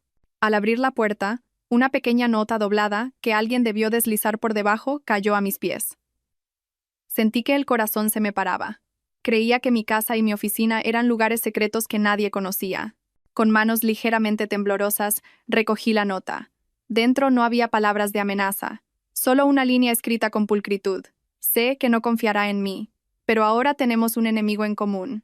No solo quieren que Gonzalo guarde silencio. Quieren que desaparezca cualquiera que sepa algo. Si quiere sobrevivir, reúnase conmigo. Debajo, sin firma, solo una dirección de correo electrónico temporal escrita a mano. Reconocí la caligrafía. Era de Inés. Un escalofrío me recorrió la espalda. ¿Cómo sabía la dirección de mi oficina? ¿Cuál era su propósito? ¿Era una trampa de la organización, usando a Inés como cebo para atraerme? Miles de preguntas y dudas surgieron en mi mente. Inmediatamente le hice una foto a la nota y se la envié a Simón y a la abogada Vargas a través de un canal seguro. Sus reacciones fueron las mismas que la mía. Simón me llamó al instante, con la voz llena de preocupación. Es demasiado peligroso, Elia. No sabemos qué se trae entre manos esa mujer. Es muy probable que sea una trampa. No deberías ir. Lasra. Vargas, por otro lado, tras pensarlo un momento, ofreció una perspectiva diferente, la de una estratega. Si lo que dice es cierto, si ella también está en un callejón sin salida, podría ser una fuente de información muy valiosa. Puede que ellos no la vigilen tan de cerca como a usted. Pero si se reúne con ella, debe imponer condiciones de seguridad absolutas. Me senté en silencio, sopesando los riesgos y las oportunidades. Seguir huyendo no era una opción. Gonzalo había caído, pero su organización seguía intacta. Si no encontraba una manera de desmantelarla por completo, nunca tendría un día de paz. Inés, la mujer que odiaba hasta la médula, era, aparte de Gonzalo, la única persona que mejor conocía la estructura de esa organización. Quizás realmente tenía alguna carta decisiva en la mano. Después de un largo conflicto interno, tomé una decisión arriesgada. Me reuniría con Inés. Me enfrentaría a la mujer que, junto con mi marido, me había arrastrado al abismo. Encendí el ordenador, creé una cuenta de correo electrónico temporal y envié un mensaje a la dirección que Inés había dejado. El contenido era muy breve. Yo elijo el lugar y la hora. Debes venir sola. Si noto cualquier movimiento extraño, la reunión se cancela inmediatamente. Elegí un café al aire libre en una gran plaza muy concurrida. Un lugar público donde un acto como un asesinato sería difícil de cometer. Quería tener el control de esta reunión. Después de enviar el correo, suspiré profundamente. Sabía que me estaba adentrando en un juego mucho más peligroso. Pero para conseguir la verdadera libertad, a veces hay que aliarse hasta con el enemigo. ¿Podría el enemigo de mi enemigo ser realmente mi amigo? Llegué 15 minutos antes de la hora acordada. El café al aire libre, en un rincón de la plaza, siempre estaba lleno de gente. Elegí la mesa más exterior, desde donde podía ver todas las entradas y salidas, y desde la que podría escapar fácilmente si fuera necesario. Simón ya estaba allí. Estaba sentado en otro café al otro lado de la plaza, fingiendo ser un estudiante universitario absorto en su portátil. Pero sabía que su mirada no se apartaba de mí ni un segundo. A través de un diminuto auricular inalámbrico en mi oído, escuché su voz tranquila. Todo bajo control. Aún no hay señales del objetivo. A la hora exacta, apareció Inés. Ya no era la mujer glamurosa y altiva del aeropuerto. Llevaba un sencillo vestido premamá y su rostro, sin maquillaje, mostraba cansancio y ojeras. Se acercó a mi mesa, vigilando constantemente su entorno, como un animal acosado. Su caminar era algo pesado debido a su avanzado embarazo. Este cambio me sorprendió un poco. Acercó una silla y se sentó. Sin saludos, Yo tampoco los ofrecí. Dos mujeres, que una vez fueron enemigas, ahora se encontraban cara a cara en la situación más irónica posible. Finalmente, fui la primera en hablar. Mi voz era fría, sin emoción. ¿Qué es lo que quiere? Inés fue directamente al grano. No tengo mucho tiempo. Esbozó una sonrisa amarga. Quiero vivir, señorita Elia. Y creo que usted también. Me miró directamente a los ojos. La hostilidad había desaparecido por un momento, dejando solo la seriedad de alguien en un callejón sin salida. ¿Cree que Gonzalo es el jefe final? Él es solo un gerente de alto nivel, una marioneta para desviar la atención pública. ¿El hombre que está detrás de todo? El hombre al que incluso Gonzalo temía. Nosotros lo llamábamos el Mayor. El nombre El Mayor captó mi atención. Gonzalo nunca había mencionado a esta persona. Inés continuó, su voz cargada de odio. Después de que arrestaran a Gonzalo, pensé que podría escapar lejos con el dinero y este niño. Pero me equivoqué. Congelaron todas mis cuentas, me quitaron todo lo que Gonzalo me había dado, y me enviaron a un hombre. Me dijo que si no desaparecía en silencio, a mi hijo y a mí podría pasarnos algo. Acarició su vientre. El miedo se reflejaba en su mirada. La verdad es que la tarjeta SIM que tiré en el aeropuerto contenía pruebas de transacciones directas entre un ayudante de El Mayor y yo. Era mi único salvavidas. Pero con el pánico, la tiré. Ahora no tengo nada. Pueden deshacerse de mí en cualquier momento. Para probar sus palabras, sacó una foto de su bolso y la deslizó hacia mí. En la foto, un hombre de mediana edad, de aspecto muy intelectual y distinguido, estrechaba la mano de Gonzalo en un evento. ¿Es este el Mayor?, pregunté. Inés negó con la cabeza. No, es su hombre de mayor confianza. El que se encarga de todo en su nombre, nadie conoce su verdadero nombre. En el mundillo, simplemente lo llaman el consejero. Esta información era increíblemente nueva y valiosa. Coincidía con las súplicas de Gonzalo en la prisión. Empecé a creer que Inés no mentía. Me miró con ojos desesperados. La policía nunca creerá a alguien como yo, pero a usted sí. A los ojos de la opinión pública, usted es la víctima, la heroína que destapó el caso. Yo tengo la información, y usted tiene la inocencia y la determinación. Unamos fuerzas para derribarlos. Cuando todo esto termine, usted y yo seremos dos líneas paralelas que nunca más se cruzarán. Era una propuesta llena de riesgos, pero también la única oportunidad. Miré el rostro cansado de Inés y su vientre cada vez más abultado. El odio seguía ahí, pero la razón me decía que, en esta lucha, la necesitaba. De acuerdo, respondí con firmeza. Cooperaremos temporalmente. Pero debe proporcionarme toda la información que sabe. Y ni se le ocurra traicionarme. Inés asintió. Un atisbo de alivio cruzó su rostro. Una alianza precaria, un pacto frágil entre dos enemigas, se selló en medio de la plaza. Mi camino ahora era varias veces más peligroso e impredecible. Nuestra reunión de estrategia tuvo lugar tarde por la noche en el despacho de la abogada Vargas. Fuera del horario de oficina, el lugar era silencioso y absolutamente seguro. La sala de reuniones, con su larga mesa de madera, se convirtió en el centro de mando de nuestra guerra silenciosa. Los cuatro estábamos sentados alrededor de la mesa, 4 personas con roles diferentes, unidas por el objetivo común de derribar a una despiadada organización clandestina. Yo, Elia, la que inició la guerra. Inés, la informante a la fuerza. Simón, el cerebro tecnológico. Y Beatriz Vargas, la estratega legal. El aire en la habitación estaba cargado de tensión y una alta concentración. La hostilidad entre Inés y yo todavía flotaba como una nube oscura, pero fue apartada momentáneamente ante un peligro mayor. Inés fue la primera en hablar. Desveló todo lo que sabía sobre la organización de El Mayor. Su forma de operar, cómo utilizaban empresas pantalla legítimas como la de Gonzalo para blanquear enormes sumas de dinero negro. Nunca se exponían, y todas las órdenes se transmitían a través de una sola persona, el consejero. Inés todavía hablaba de él con voz temblorosa. Parecía un intelectual, siempre vestía de traje y llevaba gafas. Hablaba en voz baja, pero detrás de esa apariencia se escondía un verdadero demonio. Fue él quien supervisó todas las actividades de Gonzalo, y fue él quien ordenó que me enviaran a alguien para amenazar a mi hijo y a mí. Admitió que no conocía la verdadera identidad de El Mayor. Era un secreto absolutamente protegido, pero conocía los hábitos de El Consejero, sus lugares de encuentros secretos y sus métodos de comunicación cifrados.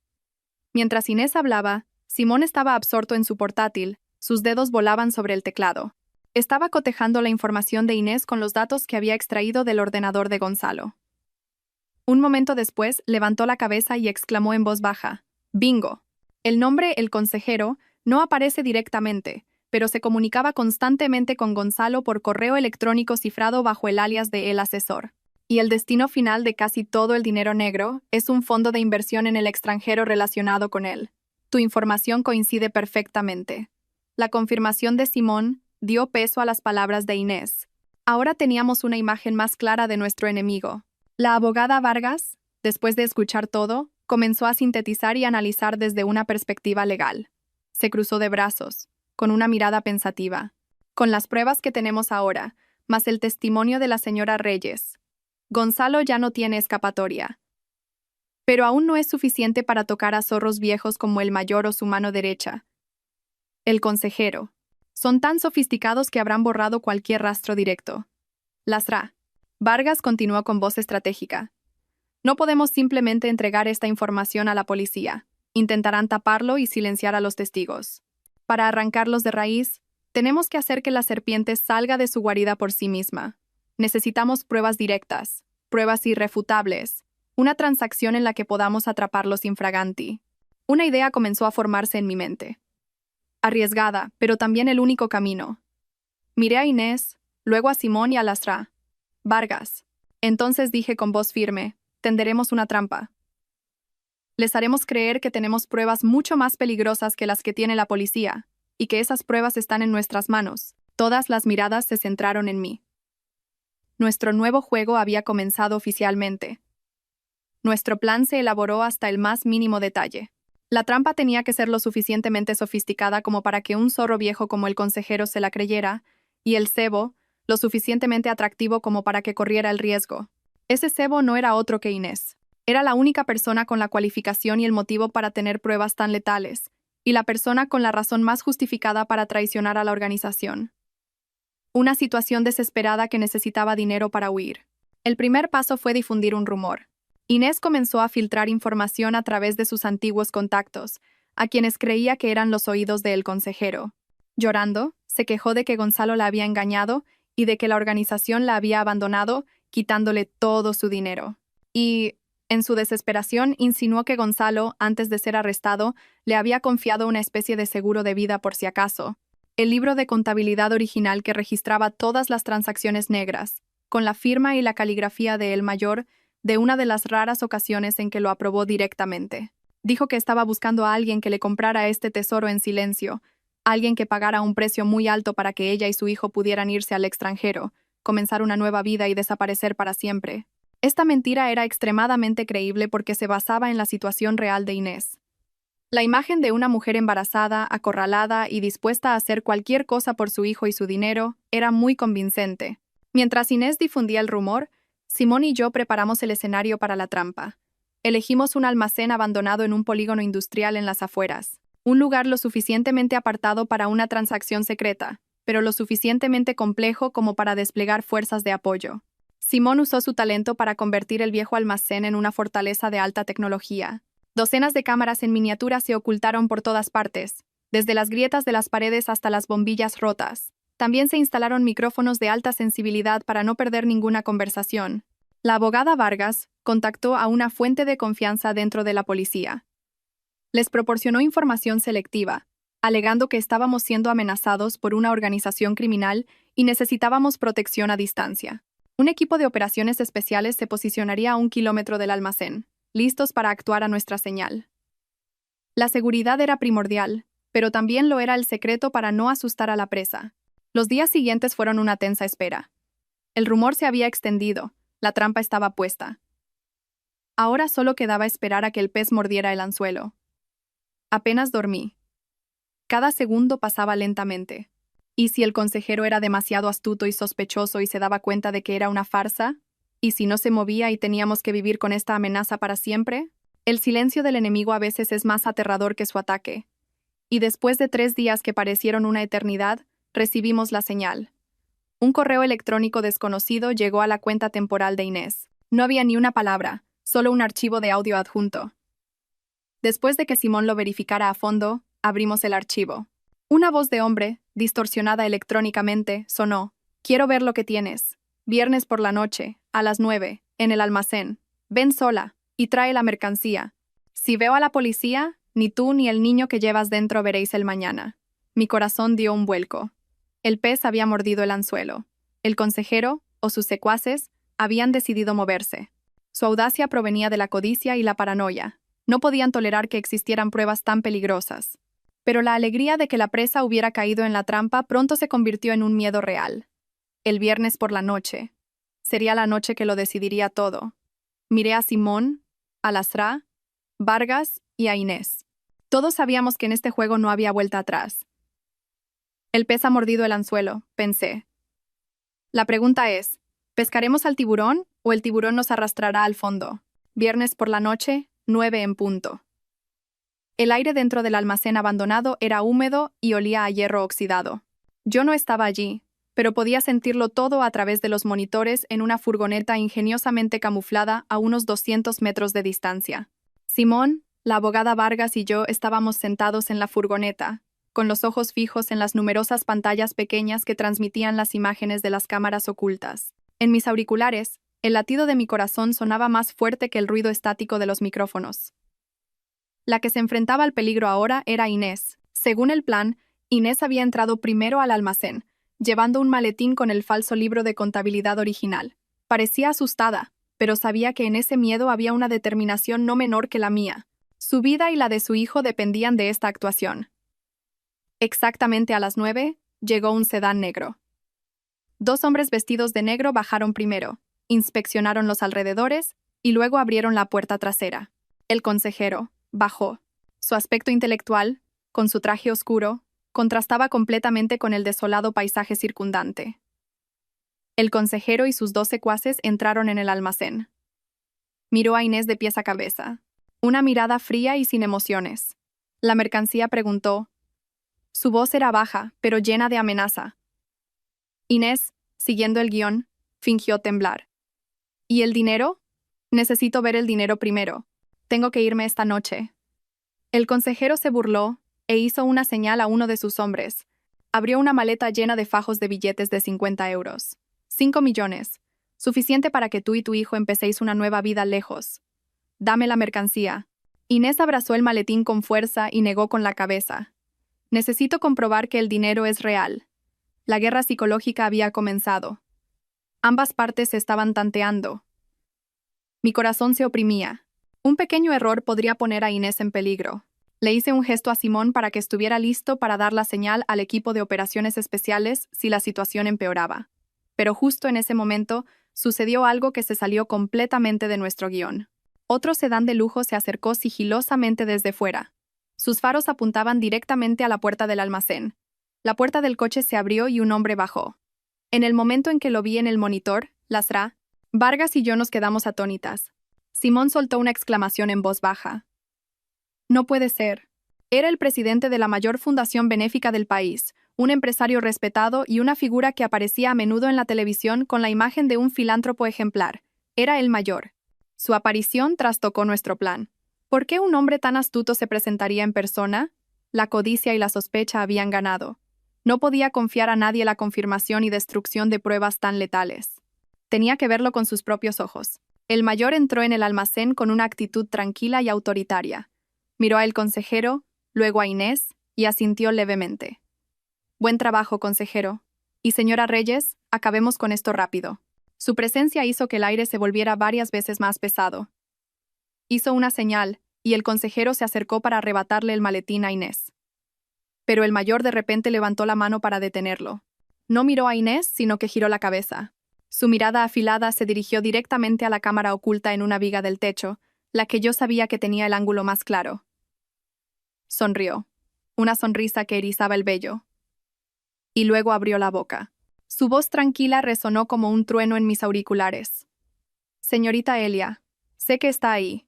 Su actuación ha sido bastante impresionante. Inventar una historia para atraernos a una trampa. Debo admitir que son muy inteligentes. Sentí que el corazón se me paraba. Nos habían descubierto. Lo sabía todo. Y aún así, había venido. Eso significaba que estaba mucho mejor preparado que nosotros. pero continuó. Su sonrisa se volvió aún más siniestra. Pero es hora de que caiga el telón. Tan pronto como terminó la frase, todos los monitores frente a mí se apagaron al unísono, dejando solo una oscuridad total. En mis auriculares, solo se oía el chisporroteo de la interferencia. «¡Se ha cortado la señal!», exclamó Simón, horrorizado. «Han usado un inhibidor de frecuencia profesional. Estamos completamente a ciegas». Un frío glacial me recorrió el cuerpo. Inés estaba allí dentro, sola, con los verdaderos demonios. «Se ha cortado la señal». El grito de Simón fue como un martillazo que rompió el silencio mortal en la furgoneta. Los tres miramos fijamente los monitores en negro. El pánico comenzó a apoderarse de nosotros. Inés estaba allí dentro, y no teníamos ni idea de lo que estaba sucediendo. El enemigo sabía exactamente dónde estábamos, y había cortado toda comunicación. Eso significaba que estaban listos para actuar sin piedad. La abogada Vargas cogió rápidamente su teléfono. Su voz era urgente, pero intentaba mantener la calma. «Voy a contactar con el equipo de operaciones especiales para que intervengan de inmediato». Pero yo sabía que 1 kilómetro era una distancia demasiado grande. Por muy rápido que fueran, tardarían varios minutos en llegar al almacén. En esos minutos, cualquier cosa podría pasarle a Inés. No podía dejar que muriera. La odiaba, pero en esta lucha era una aliada, y yo era responsable de su seguridad. En ese momento de caos, una fría determinación surgió dentro de mí. Me volví hacia Simón y le agarré el hombro con fuerza. «Simón, intenta recuperar el audio como sea. Cualquier cosa. Solo necesito poder oír lo que pasa dentro. Necesitamos saber qué está pasando para poder reaccionar». Simón asintió. Sus dedos se movían a una velocidad frenética sobre el teclado, intentando encontrar una frecuencia no interferida. Afuera, a lo lejos, comenzaron a oírse sirenas, cada vez más cerca. El equipo de operaciones especiales estaba en camino. «Lasra». Vargas terminó la llamada y me miró con preocupación. «Ya vienen. Pero, señorita Elia, no podemos hacer nada más. Ahora todo está en sus manos». Me mordí el labio con fuerza. La impotencia me abrumaba. De repente, mis auriculares emitieron un chisporroteo y luego se oyeron algunos sonidos entrecortados. Simón lo había conseguido. No había imagen, pero había sonido. Se oyó a el consejero gruñendo. «Acaba con ella rápido. La policía viene». A continuación, el grito desesperado de Inés. Un grito de terror. Y luego, la voz helada de el mayor. «No puede salir de aquí con vida». Sentí que el corazón me iba a estallar. Iban a matar a Inés. Justo entonces, estallaron otros sonidos caóticos. El sonido de la puerta de hierro del almacén siendo derribada, los gritos amenazantes de la policía. «¡Alto! Suelten las armas». Y luego un disparo. No era un arma de fuego normal, sino el sonido sordo de una granada de gas lacrimógeno o de aturdimiento. Gritos, objetos cayendo, maldiciones. Todo se mezcló en una sinfonía de caos y violencia. Contuvimos la respiración en la furgoneta, escuchando. Cada sonido hacía que nuestros corazones dieran un vuelco. El tiroteo y la lucha parecieron durar solo unos minutos, pero para nosotros fue una eternidad. Y luego, poco a poco, todo se calmó.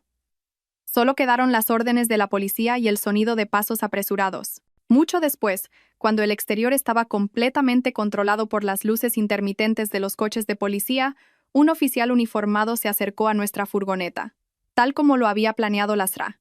«Vargas». Ella bajó la ventanilla. El oficial informó concisamente.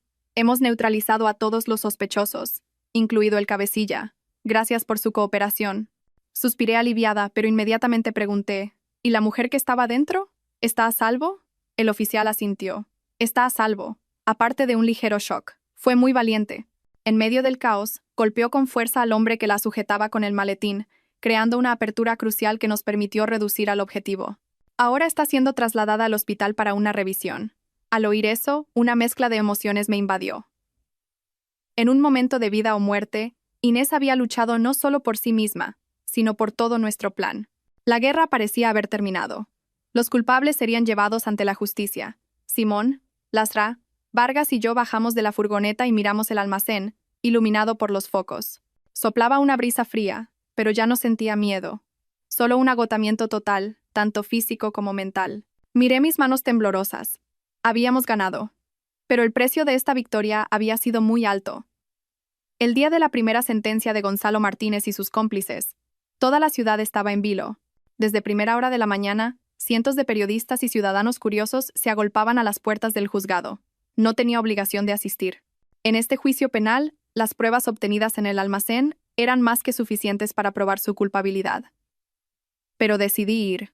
Me puse un sencillo vestido negro, unas gafas de sol y una mascarilla, y me mezclé silenciosamente con la multitud, ocupando un asiento en la última fila de la sala. No quería que nadie me reconociera. No quería ser el centro de atención. Solo quería ser una espectadora más, presenciando el veredicto de la justicia. El ambiente en la sala era solemne y opresivo. En el estrado, el tribunal, con rostros impasibles. Abajo, en la primera fila, la familia de Gonzalo, Eulalia y su cuñada Nerea, con los ojos hinchados y expresiones de desconcierto. Cuando entraron Gonzalo y los demás acusados, hubo un murmullo en la sala. No estaba tan demacrado como en la prisión. Llevaba un traje limpio, probablemente preparado por su abogado, pero no podía ocultar su delgadez ni la mirada vacía de sus ojos. Caminaba como un autómata, mirando al frente con ojos sin alma. No me vio. El juicio se desarrolló tal como había previsto la abogada Vargas. La fiscalía presentó una a una las pruebas irrefutables. Los datos de la batería externa, el libro de contabilidad incautado en el almacén, las confesiones de los miembros de la organización y el testimonio de Inés como cómplice y colaboradora en la investigación. Con cada prueba que se presentaba, el rostro de Gonzalo se volvía más pálido. Apenas refutó nada, simplemente parecía aceptar su destino como algo inevitable.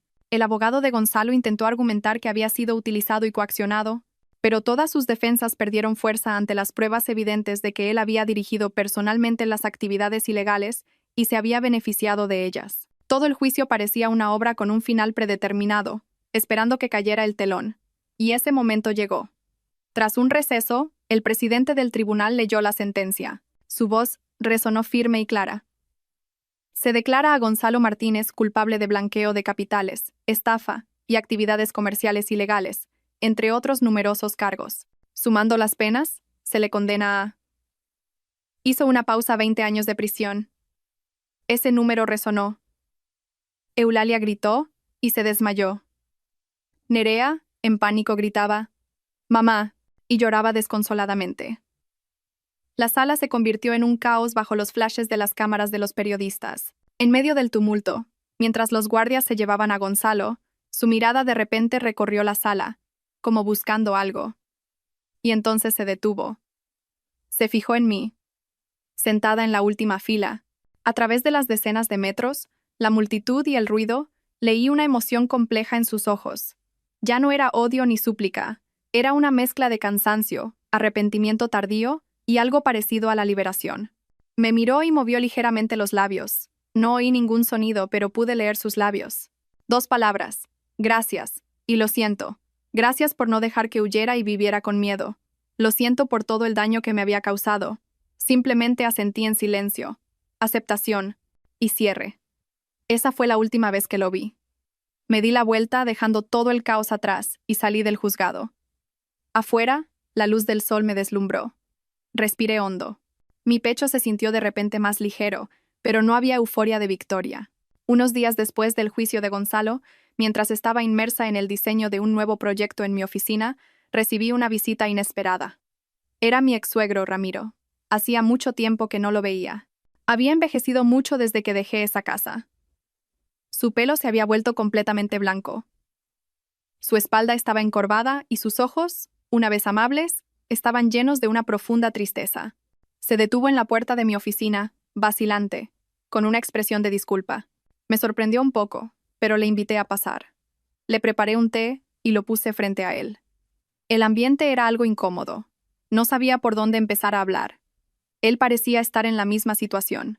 Nos quedamos sentados en silencio durante un rato, escuchando solo el tic-tac del reloj de pared. Finalmente, fue él quien rompió el silencio. Su voz era ronca y llena de cansancio. «Elia, he venido a pedirte perdón». Lo miré en silencio, esperando que continuara. Miró la taza de té frente a él. Sus manos entrelazadas temblaban. Sabía lo de Gonzalo desde hace mucho tiempo. Sabía que estaba metido en negocios sucios y que veía a otra mujer. Intenté hablar con él varias veces, pero no me escuchó. El dinero y la ambición lo habían cegado. Soltó un largo suspiro, como si se quitara un peso de encima. Debería haber sido más firme. Debería habértelo contado, haber intentado detenerlo con más determinación. Pero no lo hice. Tenía miedo de que la familia se rompiera, miedo de que tu suegra montara un escándalo, miedo de perder esta falsa apariencia de paz. Mi silencio y mi debilidad también son culpables. Contribuyeron a que todo llegara a este punto. Lo siento de verdad, Elia. Levantó la vista y me miró. Sus ojos de anciano estaban enrojecidos y llenos de lágrimas. Al escuchar su confesión, una mezcla de emociones me invadió. Ya no sentía ira, solo una vaga tristeza. Mi suegro también era un hombre débil, un padre impotente ante un hijo que iba por el mal camino. Él también era una víctima en la tragedia de su propia familia. Para expiar su culpa, sacó de una vieja bolsa de tela un pequeño y viejo cuaderno de cuero y lo puso sobre la mesa. Lo deslizó hacia mí. Este es un viejo diario de Gonzalo. Lo escribió cuando empezó a trabajar con esa gente. Entonces era joven e ingenuo, y anotó alguna información importante que más tarde intentó borrar desesperadamente. Lo he guardado durante mucho tiempo. Aunque ahora no tenga mucho valor legal, quizás te ayude a cerrar este capítulo por completo. Tomé el cuaderno. Sentí el peso del pasado en mis manos. Esta era probablemente la pieza que faltaba del rompecabezas, la explicación a las cosas que siempre me había preguntado. Miré a mi suegro y le dije con suavidad: «Todo eso ya es pasado, Ramiro. Ahora cada uno tiene que enfrentarse a su propia vida. No le guardo rencor. Cuídese mucho». Mi suegro asintió y se levantó. Su espalda parecía aún más encorvada que cuando llegó. Se fue en silencio, con un aire de soledad y arrepentimiento. Me quedé sola, con el viejo diario en la mano. No lo abrí de inmediato. Simplemente me quedé sentada, sintiendo una paz interior. La confesión de mi suegro no podía cambiar el pasado, pero había desatado el último nudo en mi corazón. Después de que toda la organización criminal de El Mayor fuera desmantelada, el caso de Gonzalo también fue a juicio. Los últimos nudos de mi vida comenzaron a desatarse. Inés, gracias a su cooperación activa con las autoridades y su papel crucial en la operación de captura de los cabecillas, recibió una considerable clemencia de la ley.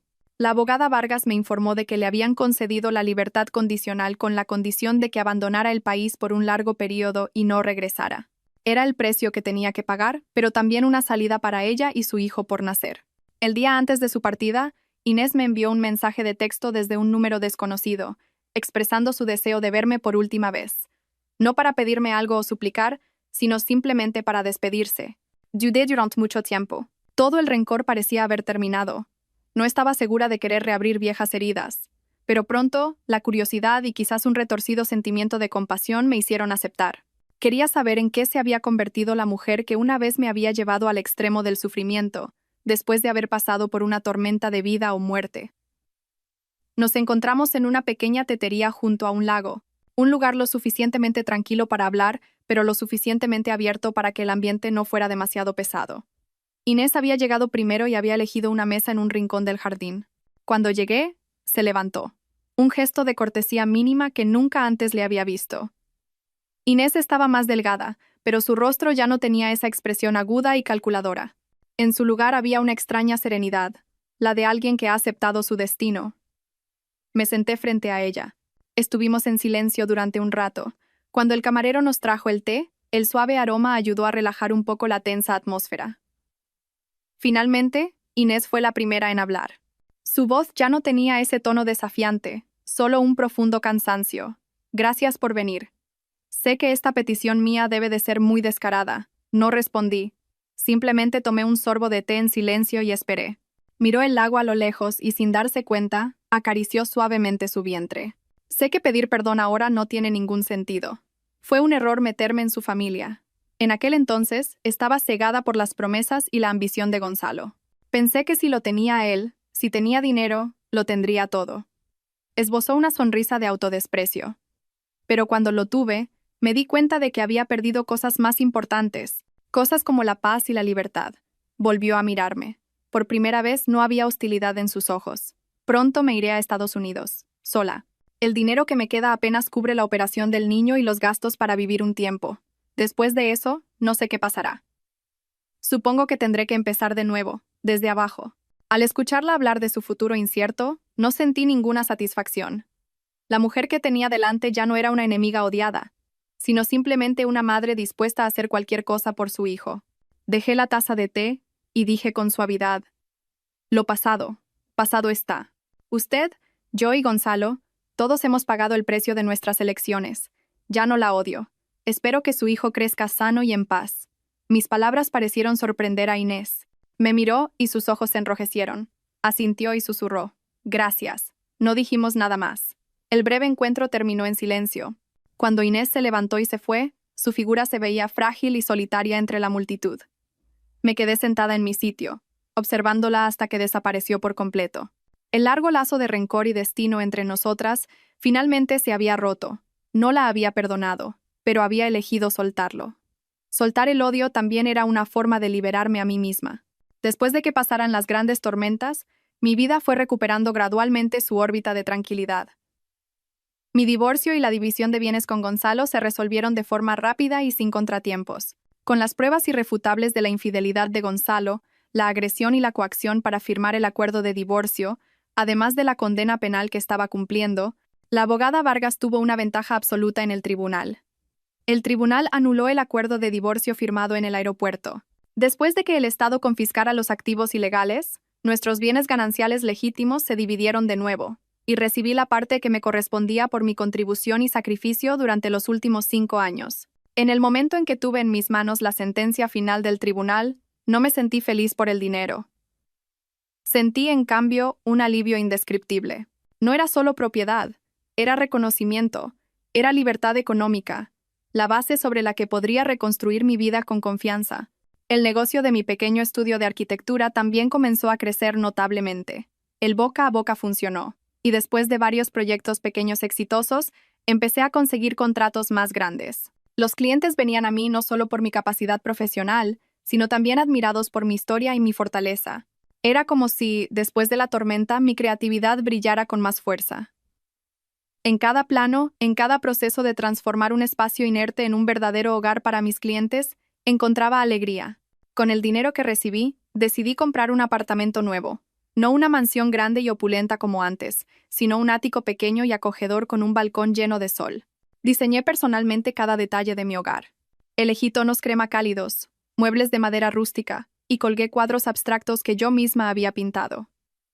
Cada rincón de la casa era un reflejo de mi alma. Un alma que amaba la libertad, la belleza y la paz. Un fin de semana por la noche, estaba sentada en el suave sofá de mi nuevo apartamento, bebiendo una infusión de manzanilla caliente y contemplando en silencio las luces brillantes de la ciudad a través del gran ventanal. Ya no había miedo, ni conspiraciones, ni luchas, solo una agradable quietud. Sonó el teléfono. Era Simón. Llamaba para felicitarme por un contrato para diseñar un pequeño resort que me había costado mucho conseguir. Hablamos y bromeamos como los mejores amigos. ¿Qué tal nuestra gran arquitecta? ¿Lista para conquistar el mundo?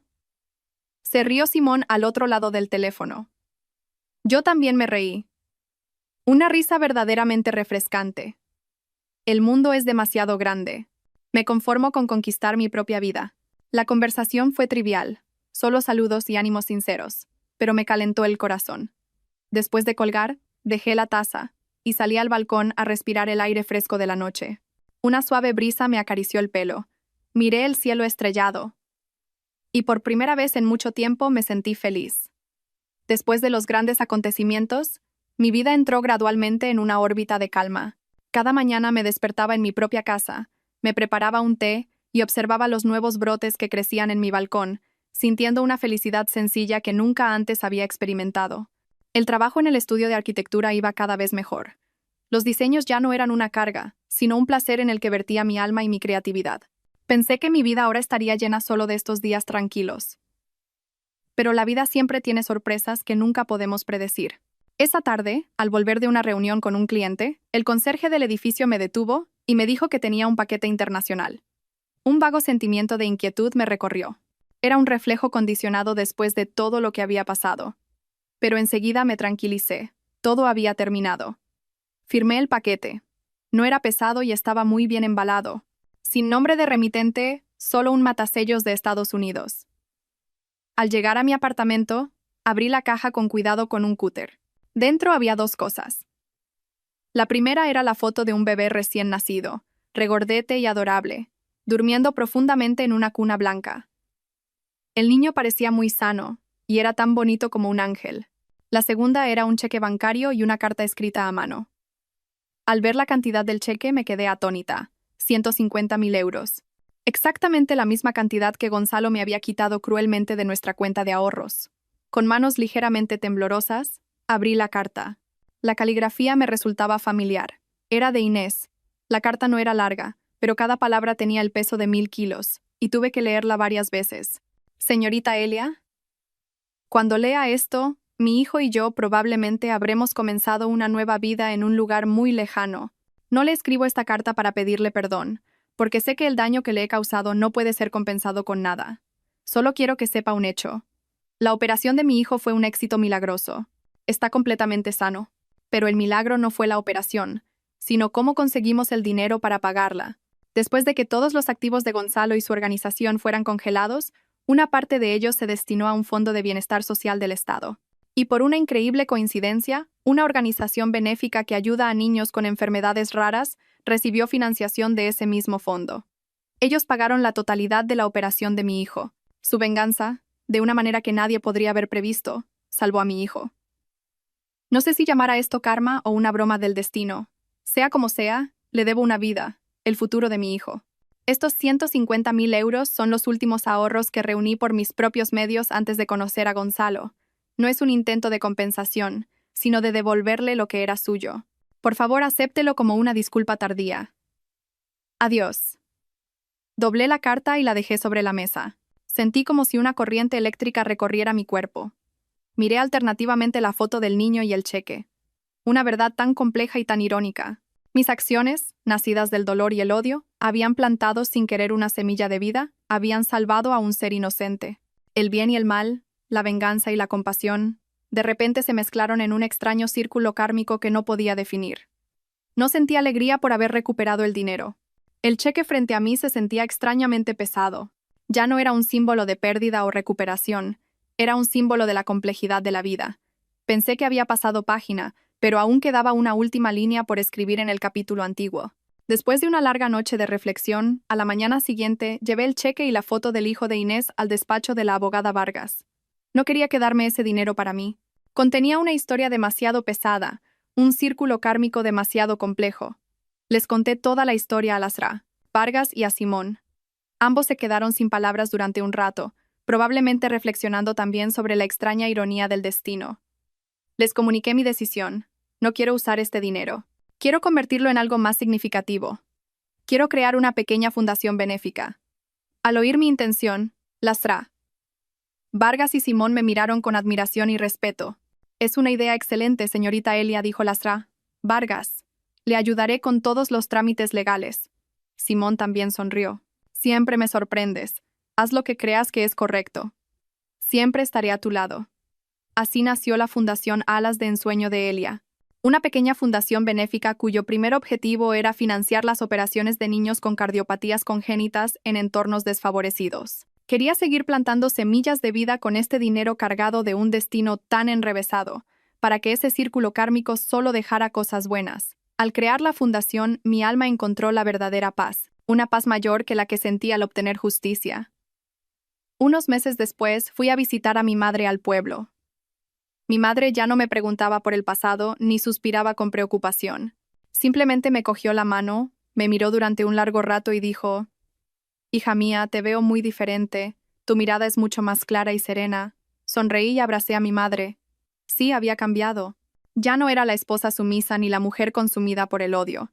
Era yo misma, Elia, libre y existente por derecho propio. Mi vida continuó así, tranquilamente. El negocio del estudio de arquitectura prosperó cada vez más. Ahora incluso tenía mi propio pequeño equipo de jóvenes arquitectos apasionados. Encontraba alegría en transmitirles mi experiencia y en crear con ellos espacios de vida hermosos y humanos. De vez en cuando, Simón pasaba por la oficina con un café y charlábamos de todo. Su amistad era un regalo inestimable, un pilar sólido que siempre valoraría. Hoy era una hermosa tarde de fin de semana. Estaba sentada en el balcón de mi apartamento, leyendo las últimas páginas de un buen libro. La brisa que soplaba desde el río cercano era fresca, y de la maceta de jazmín que cuidaba llegaba un suave aroma. Cerré el libro y los ojos, escuchando la sinfonía de la vida a mi alrededor, las risas de los niños jugando en el parque de abajo, el canto de los pájaros, El susurro del viento entre las hojas de los árboles. Me di cuenta de que la felicidad no es un destino, sino el viaje en sí mismo. Un viaje en el que tienes que pasar por la tormenta para apreciar la calma. Un viaje en el que tienes que aprender a enfrentarte al dolor para encontrar tu fuerza interior. Y un viaje en el que tienes que aprender a soltar el odio para que tu alma encuentre la verdadera paz. La mayor venganza no es destruir a quien te hirió, sino construir para ti misma una nueva vida deslumbrante y hermosa. La puerta del pasado se había cerrado. Ante mí se abría una nueva puerta, llena de luz y de infinitas posibilidades. No sabía qué pruebas me depararía el futuro, pero ya no tenía miedo. Porque sabía que, con fe en mí misma y un corazón abierto, podía enfrentarme a cualquier cosa. Sonreí para mis adentros. Una sonrisa de libertad y gratitud. Mi vida por fin acababa de empezar de verdad. Hay pérdidas que parecen que te van a destruir. Pero si eres lo suficientemente fuerte, puedes convertirlas en la fuerza para levantarte.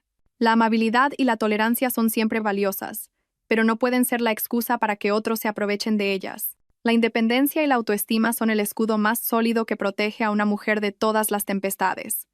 El tiempo y la verdad, al final, lo revelan todo. Y a veces, el perdón no es necesario para la paz de otros, sino para la tuya propia.